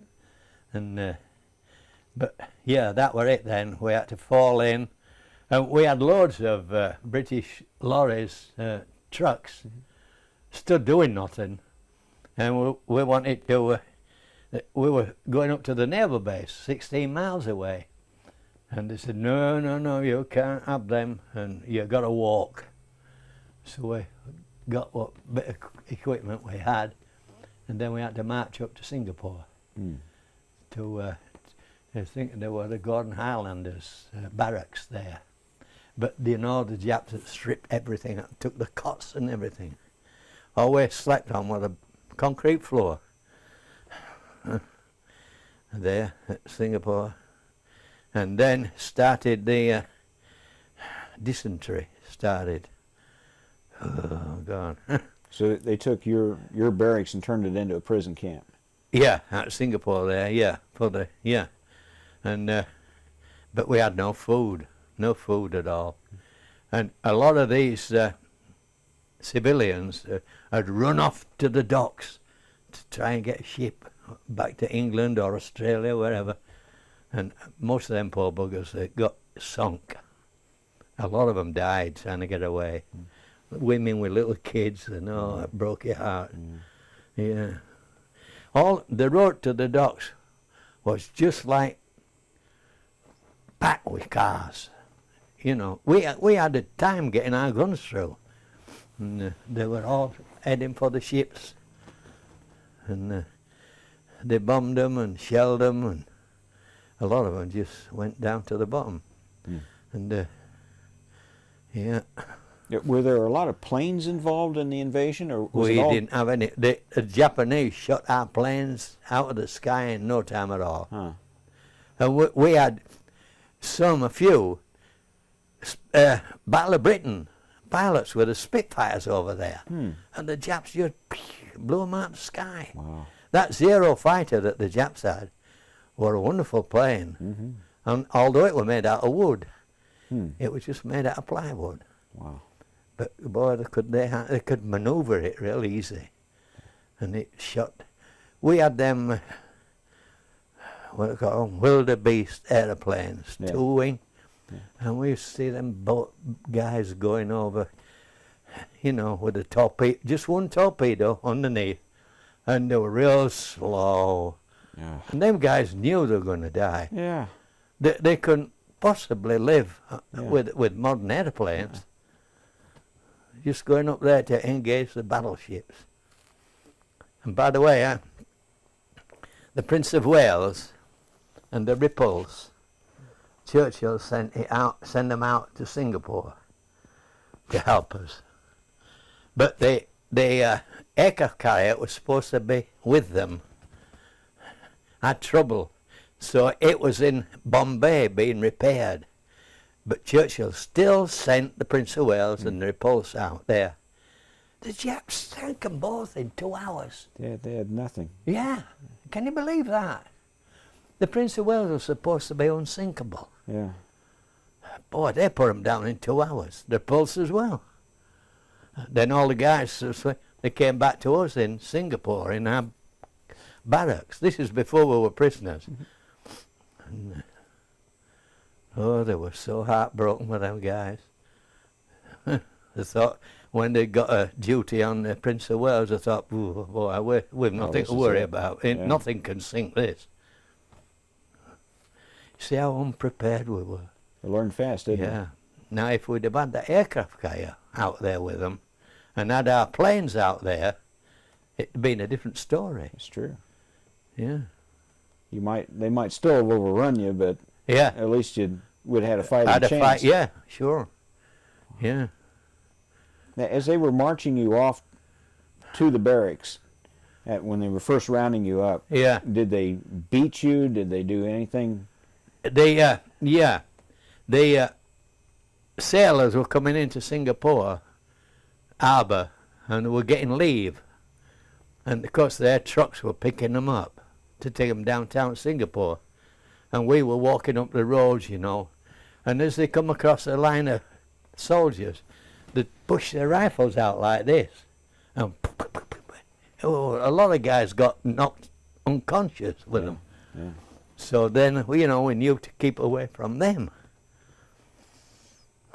Little sods they were. Yeah. But then again, when I was telling you this, we got up to naval base, and we didn't have no food or anything. We didn't even have any water. And these people, civilians that took off, and they left behind all the pets. And guess what happened? We put them in a pot and ate them. Yeah. Yeah. Dogs, cats, whatever. They all went in the pot. And that's how we survived there. But you were on your own for food. I mean, they didn't fix anything for you. You Oh, no. you did yourself. No. Yeah. They once sent a couple of barrels of rice, and we took the lids off, and that rice were just all weevils, Yeah. you know. Yeah. Oh, but we ate him. We just cooked him and ate the bloody lot. Yeah. Yeah, that were vitamins. Might have picked him out at first, but after a while you Oh, didn't even bother doing yeah. that. Now there were guys that wouldn't they wouldn't go. They wouldn't do that. They wouldn't eat that food, or they couldn't. But they died. They just had to die. Wow. Yeah. And then we in same place where the guys started with the dysentery, you know, and you can't control your bowels. They're always dysentery. Yeah. And a lot of it's blood. You pass away a lot of blood. And there were toilets, but there were no water to flush them with, and you know, we stopped each other from using the toilets because they'd be full of crap all the time, and no way of getting rid of it. Yeah. So we dug a big trench, about 6 foot deep and about that wide. Then we put a goalpost right across, and you had to sit on that goalpost and do your stuff right into the trench. And we had boys that they were so weak that they just laid down there and stayed there because the bowels were constantly moving. Yeah. And you could follow the trail of some of them, just a blood trail down to the latrine, you know, passing blood and guts and. How did you dig the trench? I mean, did they give you shovels? But yeah, we had spades. Okay. Shovels, you know. We were in the British camp, you see, Okay. and with all the stuff, and yeah, finally they started bringing us a pint of water. We had them water trucks, and it were all full of what do they call that stuff to kill the germs in the water? Chlorine. Chlorine, yeah. I know it had so much chlorine in it, you could hardly drink that water. Yeah. But that's all he had, just 1 pint of water to last you 24 hours. And we'd drink that water, and then we'd be lining up again for next day, a supply of water coming. Awful, nobody knows. No, you don't know what it is to be thirsty. Yeah. Your tongue starts to swell when you don't have enough water. Did anybody go blind from it, or A lot of guys went crazy. Yeah. Yeah. Oh yeah, they lost Some it. would kind of go through paralysis with it. Yeah. And now when we got to Korea, I'm jumping the gun again here, but when we got to Korea, one of the guys had that disease where you have to give an inoculation all the time. Yeah. And of course we didn't even have an aspirin, nothing. And he went crazy. His eyes just went all white, no pupils or anything. Huh. And he used to scream on top of it. Oh God! And the Japs would just stand there and laugh at him. Yeah. You know, poor guy. I was glad when he died. Yeah. Did they beat you any? Oh yeah, we got beaten every day. There had to have been some kind of rules that they applied to you, like you have to bow or. Bow all the time. Yeah. Whenever it was, if a Jap walked through our yard there, we had to stand and bow to him. And if you didn't, and he saw you, watch out, you got it. Yeah. Yeah. You ever I have just, a mark here from, it's almost gone now, see that? yeah. That was with a rifle butt. Ow. It tore all the skin off, Oh, gee. down there, right down to the bone. Huh. And eventually, and that was because I didn't bow. Then another time I didn't bow, a Jap come down into my face and he had his tin hat on, and he busted my teeth, busted all my lips, Huh. made a hell of a mess. Wow. And no treatment. If you got hurt, well, too Yeah. bad. You either lived or you died. Yeah. See, we didn't even have an aspirin. Any time. Did they ever just randomly come and grab you and take you away and beat on you? Or? Yeah, Now that's another thing, you see. I was working in a Mitsubishi factory in North Korea, and we were, at the time, we were picking up all the junk and taking it to the tip and tipping it with these, you know, what the miners use on them little rails. Well, we had them, and we used to pile all the junk in these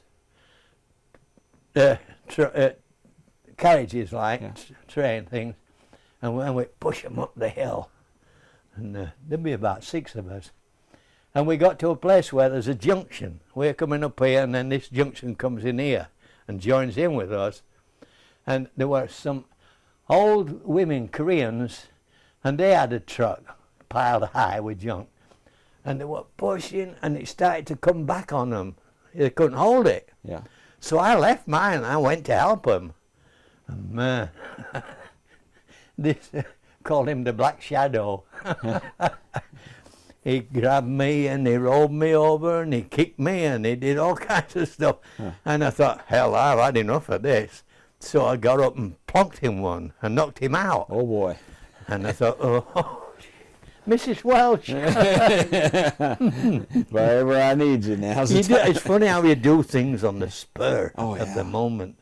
I knew as soon as I'd done it, hey, that was my death warrant. Yeah. If it had been a Jap, he was a civilian Korean guard. If it had been a Jap, he'd have stuck a bayonet right through me right there and then. They didn't fool around with you. Yeah. They kill you for anything. And so, anyway, we got still pushing this cart, and then I looked down towards a big shed. They had a big shed with a tin roof, and that's where they kept a lot of coke in there. And here comes this Kempitai. You know what Kempitais are? No. The military police. Okay. They're worse than the Gestapo. They have no feelings whatsoever.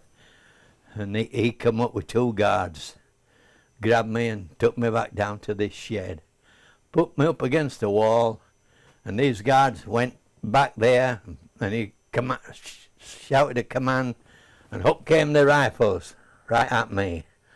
And I thought, Mrs. Welch. Mm-hmm. And they just went.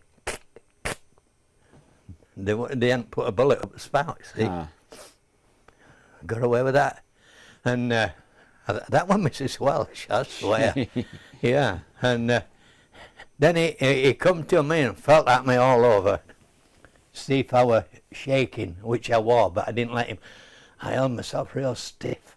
Because if they thought you were being a coward, that's when they'd really work on you. Yeah. They didn't like anybody to be cowards. And so he backed off and thumped me a few times across my face.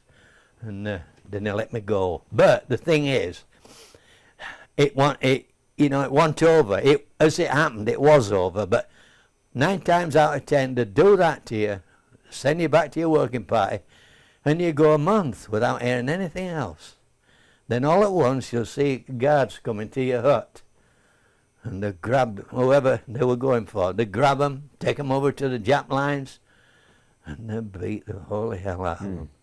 Wow. Yeah. Terrible. Oh. What did they do with the bodies when you guys died? Cremated them. Cremated? Okay. Yeah. And did you have to do that, or did the Japanese? No, they guys did do it. that? They did it. Yeah. We had 2 boys escape from Keijo. That's a real north-east coast of Korea. 3 minutes. And they escaped one night. They went out. And 2 days after, they had them back in camp. And they had them trussed up. You know, the Japs could truss your hands up here. They just give it a cord, a little pull, and pull your joints out, you know. And there they brought these 2 guys, and we all had to go on parade and see these poor buggers in agony. And this goes, this commander, this is what happens to you if you try to escape. Let it be a lesson. And so they say, the punishment for these men is civilian prison.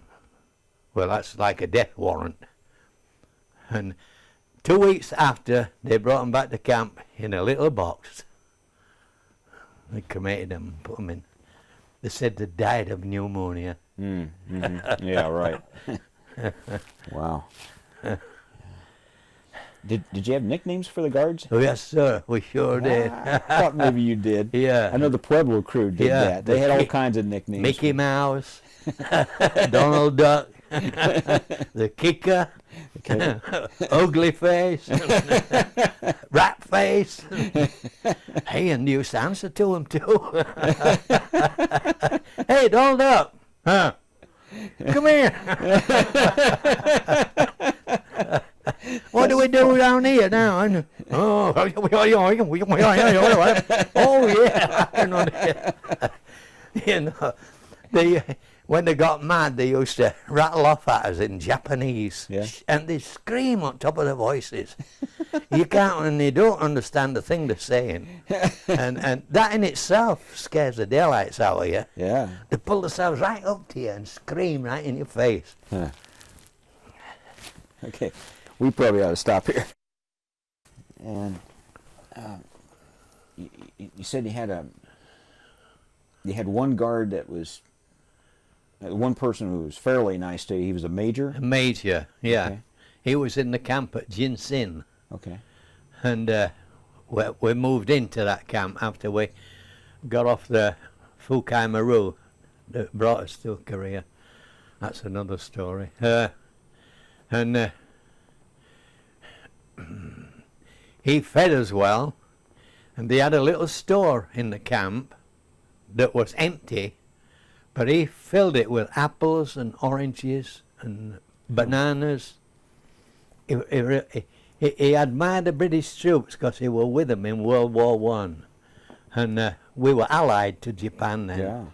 And he didn't like to see us being treated cruelly. Huh. He stopped all the beatings in the camp. He wouldn't let the guards beat us at all for nothing. And then at springtime, there's all the apple blossom out in Korea and Japan, you know. And he took us in groups out through Jinsen, the town of Jinsen, just to look at all the blossom blooming. Yeah. And then, real nice guy, real good to us. But then, I guess they found out he were being too nice, and they got him out there, and then we got just the opposite. Kind of wonder what happened to him. I think, well, they were an old soldier, so I don't think they'd do anything to him. They just take him out of there and put him on something else. Yeah. And he said he had one guard. His name was Bootface. Bootface, yeah. That because his face looked like a boot, or because he was kicking you in the face with his always boot? Kicking you, yeah. Yeah. Always kicking you. Jeez. And some of those guards were probably ticked off at the idea that they were guards instead of being in the infantry units in the fighting. Well, all the guards were rejects. Mm-hmm. They haven't passed the medical exams. Some of them were a bit simple. Yeah. And imagine having them for a guard. Oh, yeah. And of course, the Koreans, they were the underdog to the Japanese. And the Japanese used to knock hell out of them guys. Yeah. And whenever they did that, we got it from the Koreans. From the Koreans, yeah. That pass it down, you see. Yeah. Oh, they were terrible. Some of the Korean guys were worse than the Japs. They really were. And now you started off in Singapore. Yeah. From there, they took you where? Up to Formosa. Formosa? Yeah. And you were probably in Singapore, what, a month or 2 months, or how long? A rough idea how many months you were in Singapore before they moved you to Formosa? Oh, we were there a year. Okay. In Singapore, yeah. Okay. And of course and the thing is, like I said, we all had dysentery, and this is funny. Before we went on to the Fukai Maru, we had to have a medical examination. Okay. And we all had to bend over, and they pushed a glass rod up your bum. Oh, gee. And whatever were on it, when it came, they put it on a glass plate. Yeah. that was to test to see if you had dysentery. You didn't Hey, need that. we all had dysentery. We all had dysentery. Well, Crazy. that was one time you got to get back at them a little bit.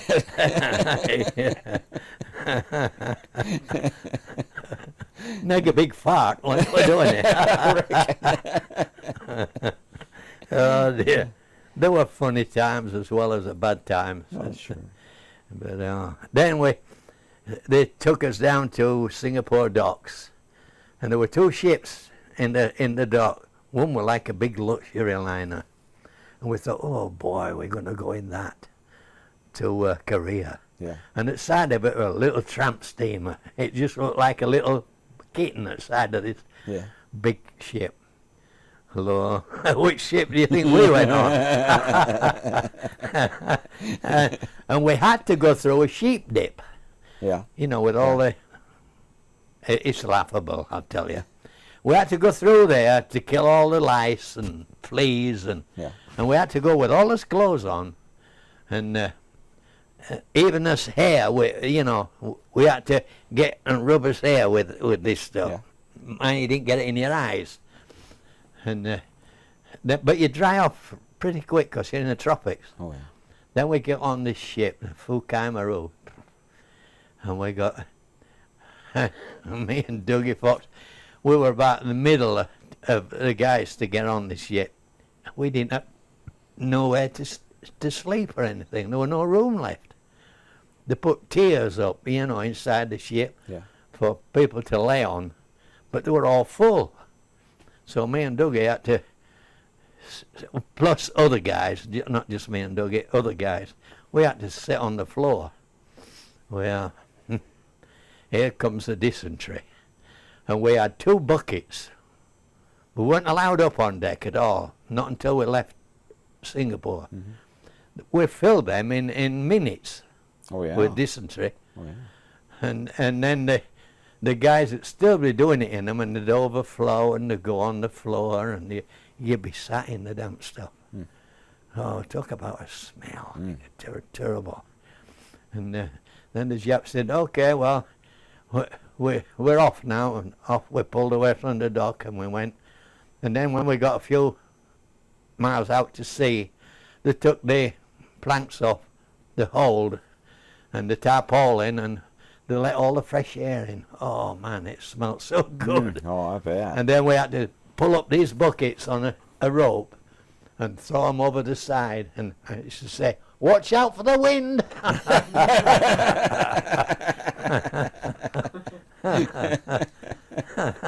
Then we'd swill it all out with seawater and hoses, try and clean it up as best we could. And then we'd go down in, and off we'd be going again. Then we ran into a hurricane. Oh no. In the old Tin Lizzie. You could hit on the side of it, and it would holler, a real teeny sound. I thought, hell, if a fly lands on there, I'll make a hole. And, we got into this hurricane, and that little boat's like this. It was stood on its end more time than it was like that. Oh yeah. Oh, and the sea were bashing at the side of it. And I thought, we'll never outlive this. And of course we were battened down again, you see. Because they didn't want the water going down into the hole. At that point, did it really matter to you? No, not really. Yeah. No. And then we'd come back into the normal sea, and then the batten would come off, and we were allowed up on deck, and we'd get the hoses out again, and we'd swill each one of us off with seawater. Yeah. And then with all this crappy clothes, we'd tie it on a string and throw it over the side and let the ship pull it along, and it cleans it, you see. Yeah. Cleans all the crap out of it. And then we'd put it on the deck and let it dry out. And here we have a laundry again now. And we had, for the benjo is the toilet. Okay. That's what they call it, benjo. And we had strung out at the side of the ship, They were fastened by ropes. They were just like a little sentry box, but they had a hole in the floor that you did your stuff through, and it went straight down into the ocean. Yeah. Well, that's fine when your ship's on an even keel and you know it's nice sailing. But when we hit that other top hurricane, we came up to look for us banjos and they weren't there. They were gone. The sea had washed them away. Now what do we do? Get a cork. Oh dear. So you got to Formosa. Formosa was about the same as Singapore, or worse. Yeah. Hi, babe. Yeah. Come here. Oh, okay. Hi, Dad. But I didn't know if you was on camera. Oh, Ah. sure. yeah, I'm on Go ahead and camera. Hi. Hi. That's my daughter, Yeah, I'm Don McAllister. Beverly, Nice to meet you, sir. Nice to meet you. Thank you. This and my that's the son, John. boyfriend, Chuck. Hi, pleased to meet Hello. you, Hi. Mr. Chuck. Don McAllister. Glad to meet you. Nice to meet you. Yeah. You got it on pause?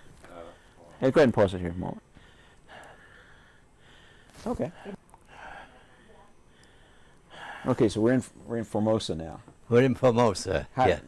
What would the situation compare to what you'd had in Singapore? Oh, it were. Let's see, Formosa. That's Africa, isn't it? No, it's off the coast of China. Oh, right. Yeah, Yeah. that's right. Yeah, Formosa. We pulled in there to we had rice, bags of rice on ship, Yeah. and big oil drums full of either oil. I don't think it was gasoline, but it was something. And we had to unload all this stuff Yeah. onto a train, and we rolled these barrels, you know, and then laid them down and pushed them down the gangplank, you know, then put them on the ends and then rolled them again and piled them all up in Yeah. lines.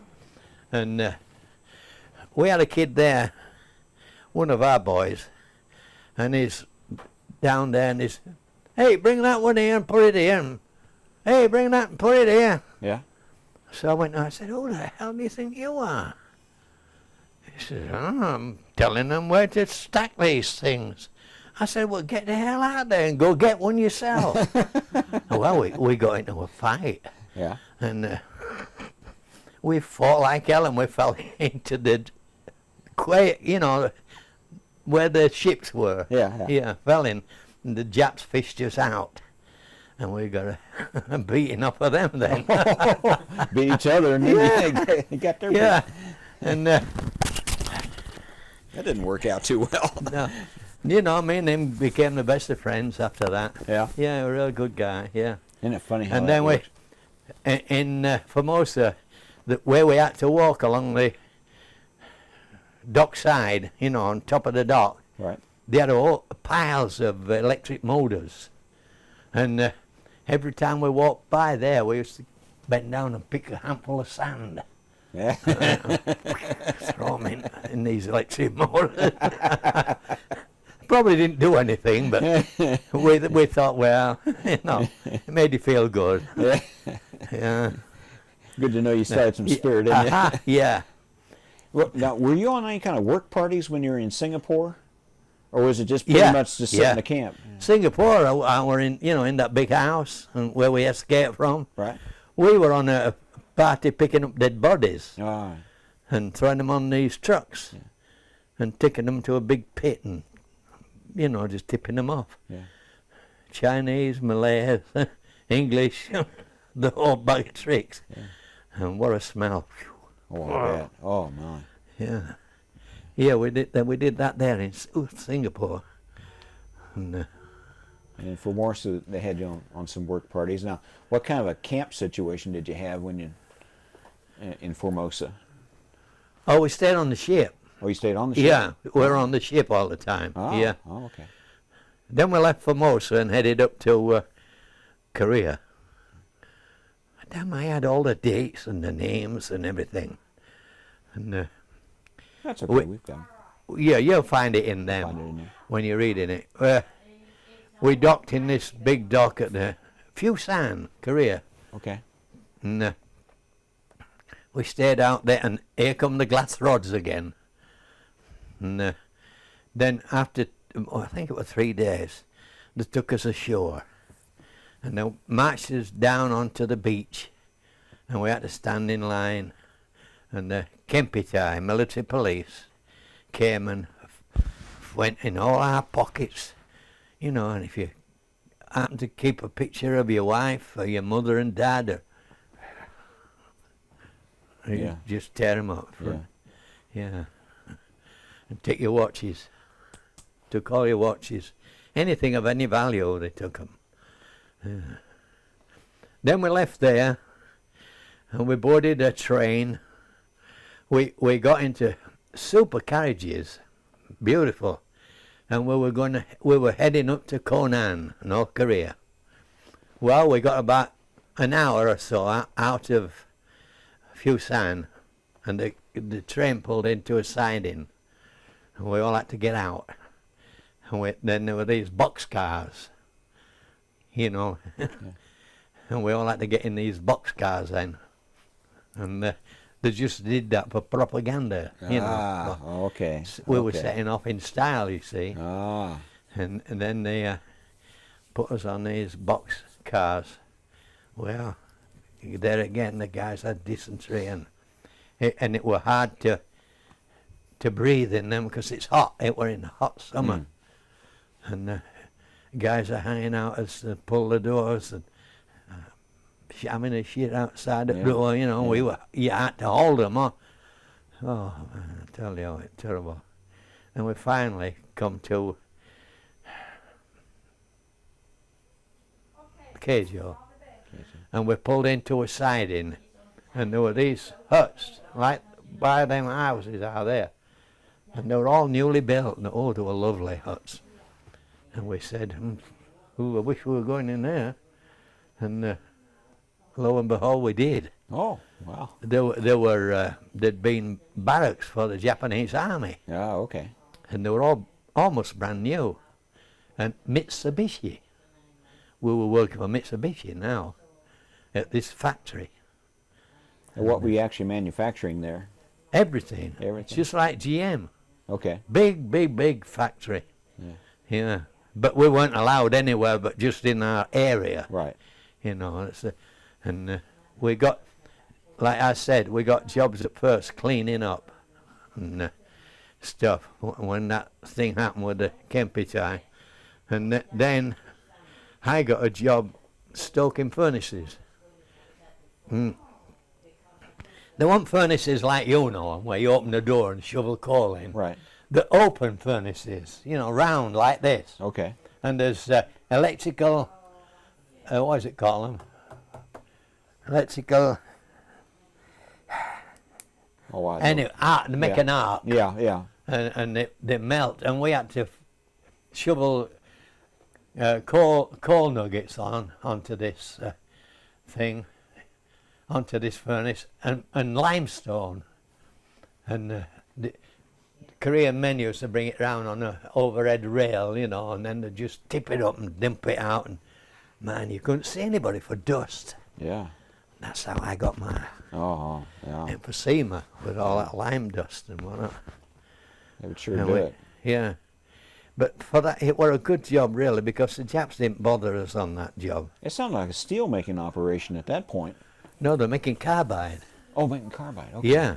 Yeah, they got this mixture, and they get it up to a certain degree Fahrenheit, and then it you know, the what they call it, with the furnace with them long poles, and break the crust, then it comes pouring out into these steel drums, and that's what we're doing there. But sometimes it'll get so full that they had to go in and break it up. But it were us that went in to break it up, and it were just like, it's smelling pure, what is it? Be like sulfur? Carbide. Carbide? Yeah. Yeah. I wonder we didn't all get gassed in there. Oh, yeah. Because carbide puts off a gas. They ran all their civilian vehicles with carbide in Korea. Yeah. But what a mess. You see a vehicle go by, a random carbine, and it has big tanks on the back. And it's just like white mud. Huh. You know. Huh. Yeah. And You hearing the conversation back here? is it Yeah. is it coming I in? just wondered if he was picking it up very much. But Yeah. okay, it's okay now. Yeah. And we were there until the end of the war, up there, and we marched out to work one day, and a party of us, you know, we had to walk about almost a mile from the camp to the factory, and we were walking down the road or the pathway or whatever, and we heard our people that were supposed to relieve coming up the other way, and they were singing and singing and singing. I thought, what's happening? Yeah. And when we got close to them, said, we think the war's over, Ah. because the Japanese never told us to go to work or anything. We've just sat all day and done nothing. Huh. Oh boy, you know, you couldn't believe it. So one of our boys said, I'm going to find out when we get to the factory. He says, I'm going up on the roof. And if there's lights on down in Keijo, we know the war's over, Yeah. because everything was blackout. Oh yeah. And then sure enough, we went, and he went up on the roof and he said, there's lights on everywhere. Wow. Wow. So that was it. We were, you know, not free, but, Yeah. you know, as troubles were coming to an end. Oh my. So we got back to camp. Oh, I had an attack of malaria, a real bad one, because I was so excited, I guess. And I started to shiver, and one of the guards saw me, and he took me into the guard room, and where all other guards were sat in there, because they didn't have nothing to do, really. Yeah. And he laid me on a table, and he put great coats over me, and them guys give their coats and put them over me, because, you know, you're cold at first, and Yeah, you start to yeah, shiver, and then it breaks, and you get hot, and sweat, it just rolls out of you. And he said, we now are friends. We are friends. Did you give him a hug? Yeah. No, too sick. We are friends. When we got back to camp, they kind of made it, verified it, you know, that we war were over. So we made a British flag out of anything we could, you know, Yeah. red, white and blue, and we put it up over the hut. And the Japs, hey, gotta take that down. We said, over our dead body will it come down. and then we started putting more up. Yeah. And they said, if you take it down, we'll bring you in the wireless. That's radio. Yeah. So, but we didn't, we still kept, but a civilian Korean came in, and he brought us a radio. And so we could listen then to what's going off everywhere. And then that's where we learnt about the atomic bomb. We didn't know about the atomic bomb. Oh yeah. And we did then, because they had it on So the- much technology Yeah, had yeah. changed while Yeah. you were in those camps, and you Oh, never yeah. saw it. The world Yeah. must have been dramatically different Yeah. when you saw it again. You see, when we come out the camp finally, and I'm jumping the gun here again, but what were I going to say? Damn it. Anyway. Oh, they were in the camp. You know, we weren't allowed out of the camp at all, although the war were over. They said you have to stay there for your own safety. Right. Because if you go out, somebody will, Yeah. you know. And so we sat in the camp, and they had this boom, boom, boom. And we looked, and here's the B-29 going over. Yeah. Just like that, leaving a white line behind him, you know. And we said, oh, we'd never seen a plane like that, a big plane Oh, like I that. bet. You know. They were all little planes when we were around. And so I said, hey, let's get some light material and put POW in the parade ground. And then we got mirrors, and we flashed the mirrors up at him, and then we had the POW out in the, and he went out of sight. Oh dear, he's gone. Then about half an hour after, he comes back again, lower this time, and it's right over the camp. And then he goes out of sight again. Then next thing we knew, we're in a valley, like in a basin. Right. This bloody thing came over. Oh, boy. And he circled the camp 3 times with his bomb doors open. Yeah. And then on the 3rd time, he pushed these drums out, full of foods and medicine and flea powder, cigarettes, and oh man, what a sight. And beautiful. And then it came to the last guy to fly over. The Russians went up, intercepted him, and put his engines out. Oh, heavens. So it's all smoke coming away. We see all the guys coming out with the parachutes. And the pilot of that plane, he was just crazy.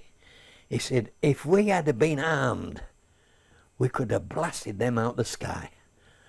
But they'd had orders that they were flying now over friendly country. Oh. So they didn't have to have armed. They weren't armed. And anyway, he brought his plane down on a Japanese runway in North Korea. And they brought him back to our camp. We'd gone out and picked up all them guys that had bailed out in parachutes, brought them into our camp. And one of the things that they dropped in the parachutes were a baseball outfit. Well, we said, what the hell do you do with this? We didn't know what to do with a baseball outfit. We thought, these big gloves, you can't handle them, they're too big and clumsy. And then these think pads and whatnot. But when we brought some of these kids back into camp, these Americans, we told them, hey, what do you do with these? We'll show you. We'll take you on. We'll take all the camp on. Just those few Americans. Well, they won before they started. So we played baseball with them. We had a lot of fun with them guys. Yeah. And one of them lived in Ohio, Greenville, Ohio. Oh, really? And we went over to see him. And the poor guy's died since, so we lost him. And he was a bombardier on the B-29. And wow. Yeah. Those are powerful memories. Yeah. Then finally, we just wandered around, in the town, and nobody bothered us. But like I said, we were in a basin. And me and Dougie Fox, my buddy, we said, oh, I'd love to go over there and see what's on the other side of that hill. So, come the morning, say, let's go. Okay. So off we trumped. We didn't have no bayonets or nothing to, nothing to protect ourselves with. And we came to this Japanese settlement. They were all army guys, but the Russians had rounded them up and they'd all gone. So that left the women. And we went into this first house. We were looking for Japs. That's what we wanted. Yeah.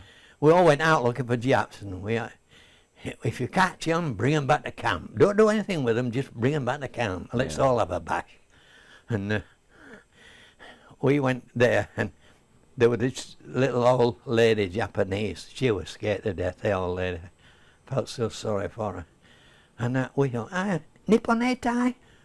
Oh, no Nipponetai. And Yeah. all gone.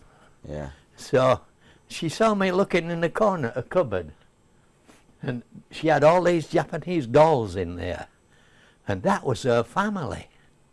And that's them two there. That's the mother and father Huh. there. She gave me them. Huh. And I Oh, brought yeah. them home from Korea. Wow, that's a treasure. Yeah. You don't buy that in a souvenir shop, do you? Oh no, no, no. They're so fragile I didn't touch them. They just fall Oh, yeah. away. Because they're only made out of straw. Huh? Mostly. I don't know. Can you get them? You can give it a shot. And my sword, that's a Japanese sword. That came right through China. The Chinese army were coming down into Korea, into here. I got focus on it. Try and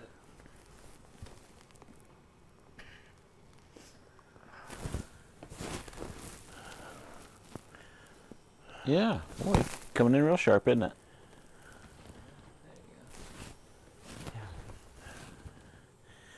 Wait, I can't see what it is. It's Oh, the, is it's it the my doll.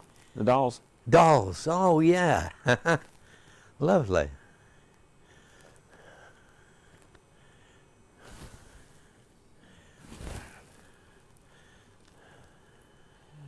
How about the picture in between? Oh, them's our boys, E-Troop. Is this is this a training photo? Pardon? Was this during your training days? Or? Yeah, well, this is just before we went overseas. This is up at Wellington, where Mrs. Welsh lived. How many of those fellows survived? Oh, not very many. Yeah. I can point them out to you that died. Can you get in any closer on them? Yeah, I can get a little closer. Got to do some focusing now.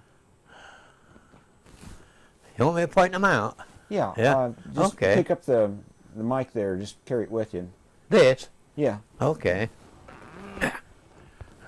Wait while I get up, I might go dizzy. I'm going to have to go to the doctor with this. Oh, that's okay. No, I keep going dizzy. Oh, okay. No, well, don't be getting up.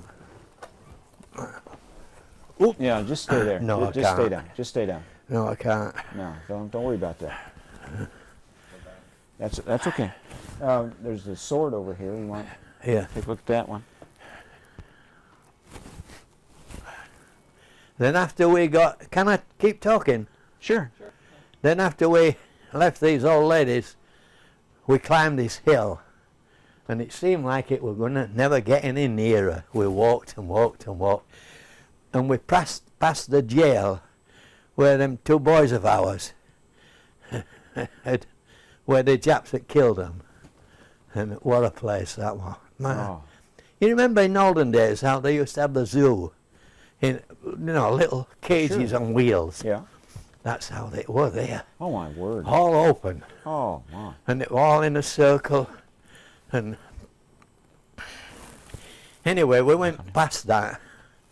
And we climbed to the top of this hill. And when we got to the top, lo and behold, we looked over, and there's the Japanese sea right down by. Oh, it was gorgeous.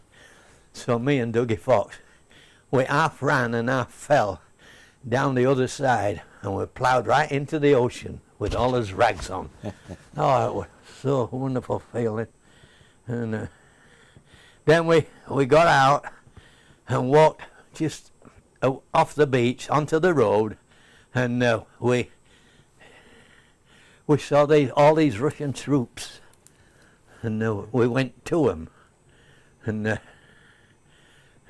they'd just come down fighting the Japs down from Russia, and they'd made them all pile their arms in a pile, swords and everything. And so we got talking to him, and we said to one of the officers, "Hey, can we go in there and get a sword?" "Yeah, go on." So I got 6 samurai swords, Oh, my. the real thing, Yeah. and that. And when we got on the hospital ship, American hospital ship, the guys were so good to us, and they were wanting these swords so bad. I give them all my swords. Oh. And I left myself with that one. Wow. But it's a souvenir. It's a good one too. Got a couple of details to fill in here. First of all, did you have any idea how the war was going? Did you get new prisoners coming in that would tell you? No, So nothing. you had no idea. No idea. The from the fall of Singapore, you had no idea what was going on in the outside world. No, we didn't have any news whatsoever. Yeah. Yeah. Did you assume we were going to win, or did you assume Oh, we you were never going to had win? any doubts, did you? Yeah. We knew we were going to win. Yeah. Although the Japs used to tell us, this war's going on for 100 years. Huh. And, you know, Japan will survive. No, we never got any news. The first news we got was when we got on the hospital ship. They showed pictures, you know. Right. Then we found out about the atomic bomb then Ah. on the hospital ship. Okay. Yeah. Wow. And going back to Korea, we finally got to the point where the Russians came in and said, "Oh, be ready tomorrow. There's trucks coming, and they're going to take you up to the railroad, and you're going to join your friends." So we got ready, and we got in these trucks, and we drove right down the coast for a while, and then we got on these railroad trucks, and there were still the box cars. They weren't fancy. Oh, really? Yeah. The only thing is we could keep them open, Yeah. and the Russians had thrown dozens of packets of cigarettes in, you know, and plenty for us to smoke and eat. They had little baskets with dried fish and rice and for us to eat on the way down. Probably couldn't eat too much at first. No, could you? it told us on the things, don't overeat, Yeah. because you can die. Oh, yeah. And anyway, we came from Conan right across like this to the west coast. And then we started going down the coast. We were on top of these cliffs all the time.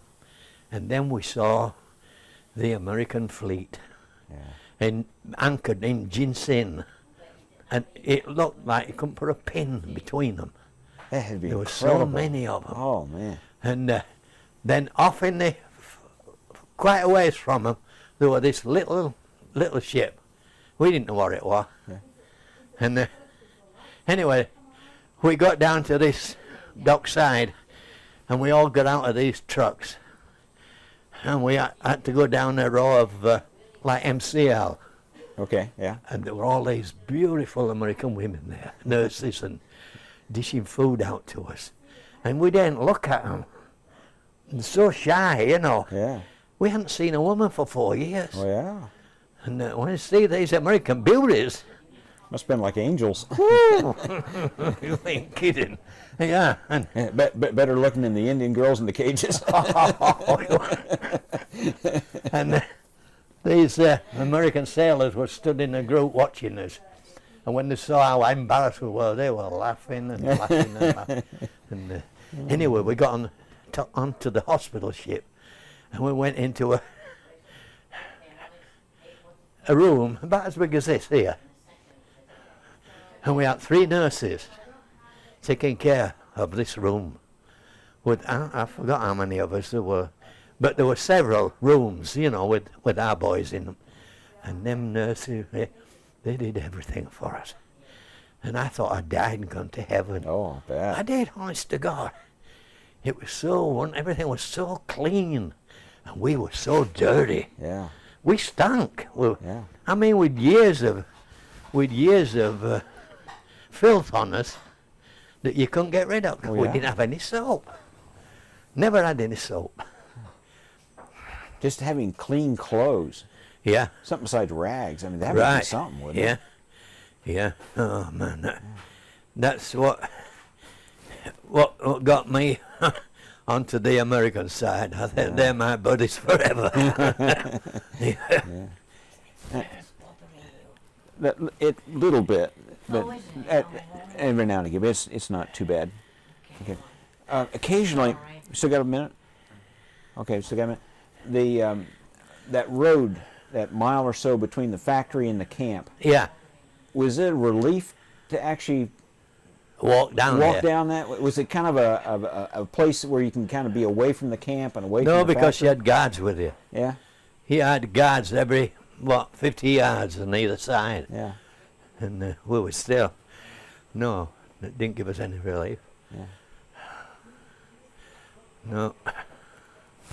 Let's stop here. We just had a demonstration of what happens to a fellow with malaria. Yeah. That was well, actually, it was an education in itself. I'm sorry you had to teach us, though. Yeah. That's nothing though to what I didn't have a real attack. Yeah, A real attack, you just can't keep still. yeah. Can You'd imagine. even jumping off of this sofa. I mean, it's awful. I'm getting this picture of you raising that British flag that you made. Yeah. That had to be almost like the flag that was raised on Iwo Jima. Yeah, it was. Yeah. The fellas, Then the Japs came out and said, if you take the flag down, we'll give you a Red Cross parcel. you should have Bye, done love. that anyway. We said, hell, bye, love. Bye. Bye. We said, hell, we've done without it all these years. We can do it without it for a few weeks now. Wow. Yeah. My two favourite flags, American flag and the British. We were talking about the good treatment you had by the Americans. Now, were you put on a hospital ship? Yeah. The U.S. Mercy. Mercy, okay. Yeah. Mercy and the Hope and the... Yeah. Yeah. And the beautiful women. Oh boy, I'll never forget that. Now, where were you actually taken? Prisoner. I mean, you were taken... You were on the hospital ship, and where did you go from there? We went to the Philippines. Okay. Well, I told you about the ship anchored way off. Yeah. Well, that were a British aircraft carrier, HMS Colossus. Oh, no kidding. Yeah, Oh, my. and a destroyer came in, weaved his way through all the ships that were anchored there, Yeah. and we all went aboard it. Yeah. And then he took us back to the Colossus, and we went up the them that could climbed the rope Right. up to the deck, and them that couldn't, they opened up one of the doors at the side of the ship. The only thing is that they kept going together like this, did the ships, Uh-huh. No. and it was kind of dangerous. Oh. And so a guy had to be ready to, when it got to there, jump. And a lot of them get off that way. That'd be a heck of a deal to go through all that and then Yeah, fall in the ocean. fall in the ocean. Yeah, Gee whiz. yeah. Yeah, and then we got in the hangar. What was the hangar that taken all the ships off? Right. That's why they were so long picking us up. They'd gone to Australia and took all the ships off, all the planes All the off, planes off, yeah. and then come back for us. Huh. Yeah, and the captain, like I told you, we were stood right in front of the ship there. And if it had been normal times, we'd have got punished for doing that. But he never said a word. He let us just roam the ship. Yeah. I know, that was gorgeous. And we had wonderful meals. Back to the good old British food. Oh, that was lovely. We've had some wonderful times. What'd you think of American food? Oh, I love American food. Yeah. But it's different from Yeah. British. You know, it's more spicy and sweet Yeah. than British food. But we love either one. Yeah. At that point, yeah, especially after what you've Oh, been eating. yeah, yeah. You couldn't believe it. You couldn't believe how you felt. To be free. You weren't scared of the next day coming. Because when you were a prisoner, you didn't know whether you were going to be killed the next day, beaten up. You didn't know. Yeah. Anything could happen. And then when we got on the ship and we were free, imagine what a feeling it is. Oh, nothing could go wrong. Oh, yeah. Nothing. And that Colossus, when it got into that hurricane, oh man, that thing was stood on its end nearly and down, then it'd Wow. roll. And being an aircraft carrier, it took ages for it to pick up and come back. Yeah. because they're kind of top heavy. And it rolled back over, and then it pause a long time, and then it'd come back again. That must have been some hurricane. Oh, it was. Oh, my. Them waves, I don't know how high they were, but gosh, they were as high as these houses. Maybe higher. Yeah. Imagine being on that old freighter Yeah. during that. Well, we were on that old freighter. How we survived, I don't know. Yeah. You know. And but we did, thank the Lord. And I still can't fathom how we've got away alive. I just can't fathom how we've made it.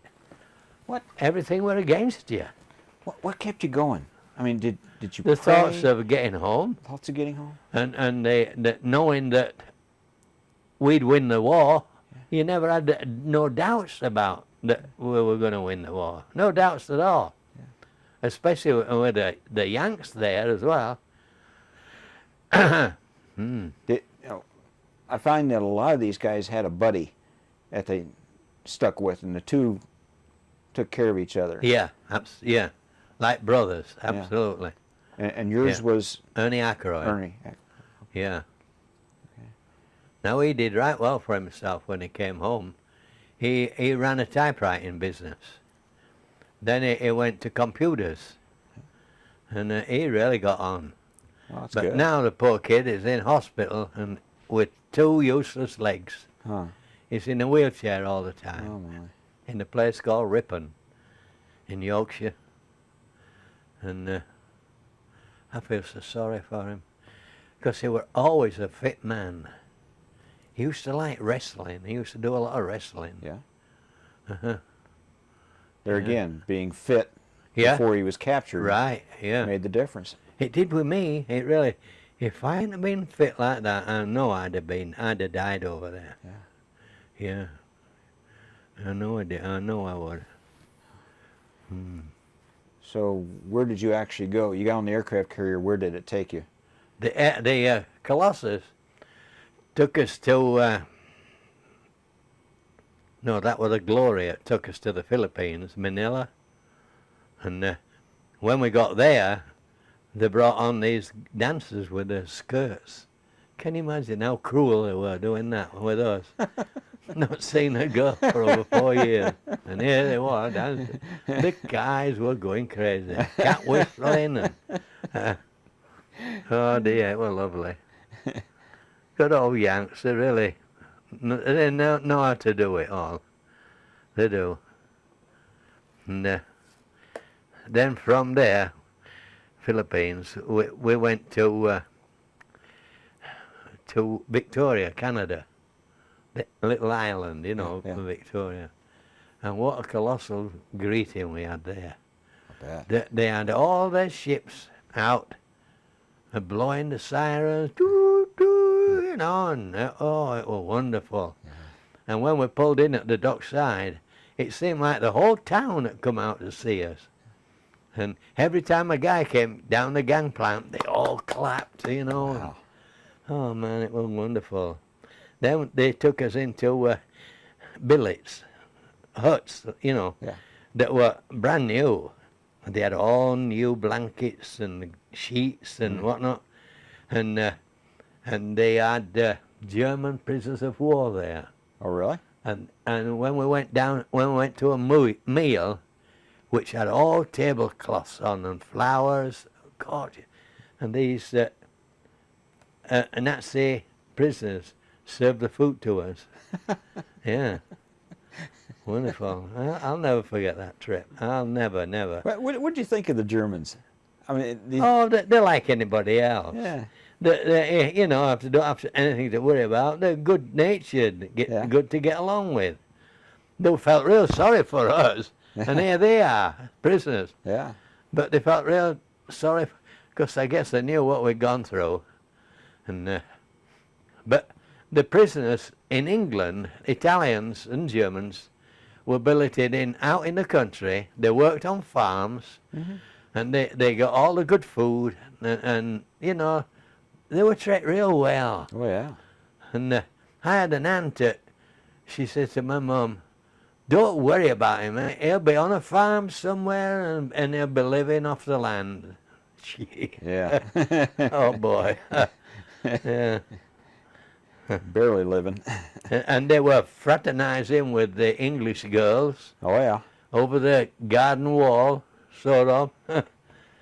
Yeah. Yeah, I expect there were a few English fathers who got a little tired of the Yanks that were over there, too. No, I don't think so. We know a lot of girls, the GI brides. They're over here anyway. Yeah. We have a lot in Anderson, Yeah. GI brides. And I've never known one of them complain. No. Wonderful. So from Victoria, where did you go from there? We went right across Canada on the railway. Yeah. That had to be What magnificent. a trip. Huh? That had to be just magnificent. Oh, it was like being in a dream. Yeah. All on the ships coming over and being treated like a king. Yeah. Then you got on Vancouver. We got a ferry from Victoria to Vancouver. And then they were all waiting there with trucks again to take us to the railway. And they put us all on this train. And this were all posh. This wasn't a boxcar. Yeah. We had beds, beds, wider than this, right underneath the window, like there. Huh. And you could lay in bed and watch all the scenery going by, wave to the girls, and yeah. It were, and they had every station we stopped at. They had the local band, the school bands, cheerleaders, and Oh, my. dancing, and then women were coming down the carriages all the time and giving you chocolate and cigarettes and all them goodies. Probably had clean dysentery pails too, didn't you? Yeah. Yeah. I think most of our dysentery had gone by then. Yeah. And then let's see. Yeah, we went right across Canada, and then we rode right down to New York. And there stood the Queen Mary. And nearly all my buddies were on that Queen Mary that I were a prisoner with. And we got on there and we went crazy. I'll bet. You'd have thought we were a bunch I'll of bet. queers. Hugging one another and, oh, where you been? And yeah, I met up with all my Jackie Brown and Arthur Butler and all of them. Yeah, it was gorgeous. That must have been kind of like seeing the Statue of Liberty was for us. Yeah. Yeah. Yes, it was. Yeah. And then we couldn't... I used to stand in the bow of that ship and watch all these cars going down. All different colours. Yeah. And when we left England, they were all black. Oh, yeah. There were no coloured cars in England. Yeah. And there weren't that very many cars anyway. But here they all are going down, and I thought, oh man, it must be nice to live over here. All that, to take if you want it, Yeah. work for, and then we got to Southampton, England, still on the Queen Mary, and guess what? What? We just had one band, the Salvation Army, to greet us in, and about 6 people. What a difference. We left New York and everybody were blowing whistles and there were buntings all over the place and welcome home soldier, and then we got into Southampton and there were bugger all. Nothing. Gee whiz. I was so disappointed. I can imagine. That's the one you expect the biggest Yeah, reception yeah. from. And then we got to, then we had to catch a train from Southampton right up to Yorkshire, which is a long way. And they put us on all these slow trains, the ones that they push off a siding to let the others go through. It took us ages to get up to Bradford. Good night. And my sister, Ada, and my dad, and our Florrie, we're all down at the station waiting for us, and Jackie Brown were with us, because he lived in Bradford, and there was nobody there at all. It was just dead with that station. And so he said, hell with it. We'll just walk down to Jackie Brown's house, which weren't very far away. So we started walking down Ive Street, singing away, and it were about 2 o'clock in the morning. I thought, bugger it, we'll wake them all up. And we're singing away, roll out the barrel. And then our Ada heard us, and she come running out of that door, and he come out of the door, and then he went down 6 steps onto the yard to go out. She forgot about them, and she went flying down them. Hers, put her elbows out, and she were a mess. Poor kid. Yeah. And she was so excited that we were home, you know. Yeah. Yeah. Then we went up home, and my mother's ill. She used to get them headaches. What do they call them? Migraines? Migraines, yeah. Mama. But they didn't know what they were in them days. And she used to get vinegar in a saucepan and wet a rag and just put it on the forehead like that, vinegar. She was in so much pain. And they got there and up to my house, and I ran upstairs to my mother, and I laid up bed at side of her, and we were both crying, and oh dear, it was awful. It was good. I mean, it wasn't awful. It was, to see her like that was terrible. And she would play down because my mother was a very jealous person. She was jealous of us, all the kids. Whenever we got a girlfriend or a boyfriend, and she'd insult them. They'd come to the home, you see, and any time you were going, and you know, that attitude. Oh my. And so none of them had come. Yeah. See, and so that with my mum. And then I went to see all my cycling buddies with my bike, and there were none of them home yet. Some had been killed in Africa, you know, fighting Rommel, and some were still in the army. Ted Ramsey was still in the Navy, and I didn't see them until after we'd been married for a while, because we were still serving in the forces. So I got so pissed off, and I said, I'm going to join the army again. And now I was going to join up, get back in the artillery. Then I met Molly.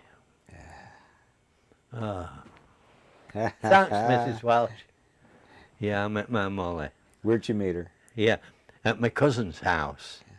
And my cousin and Molly worked together on munitions during the war.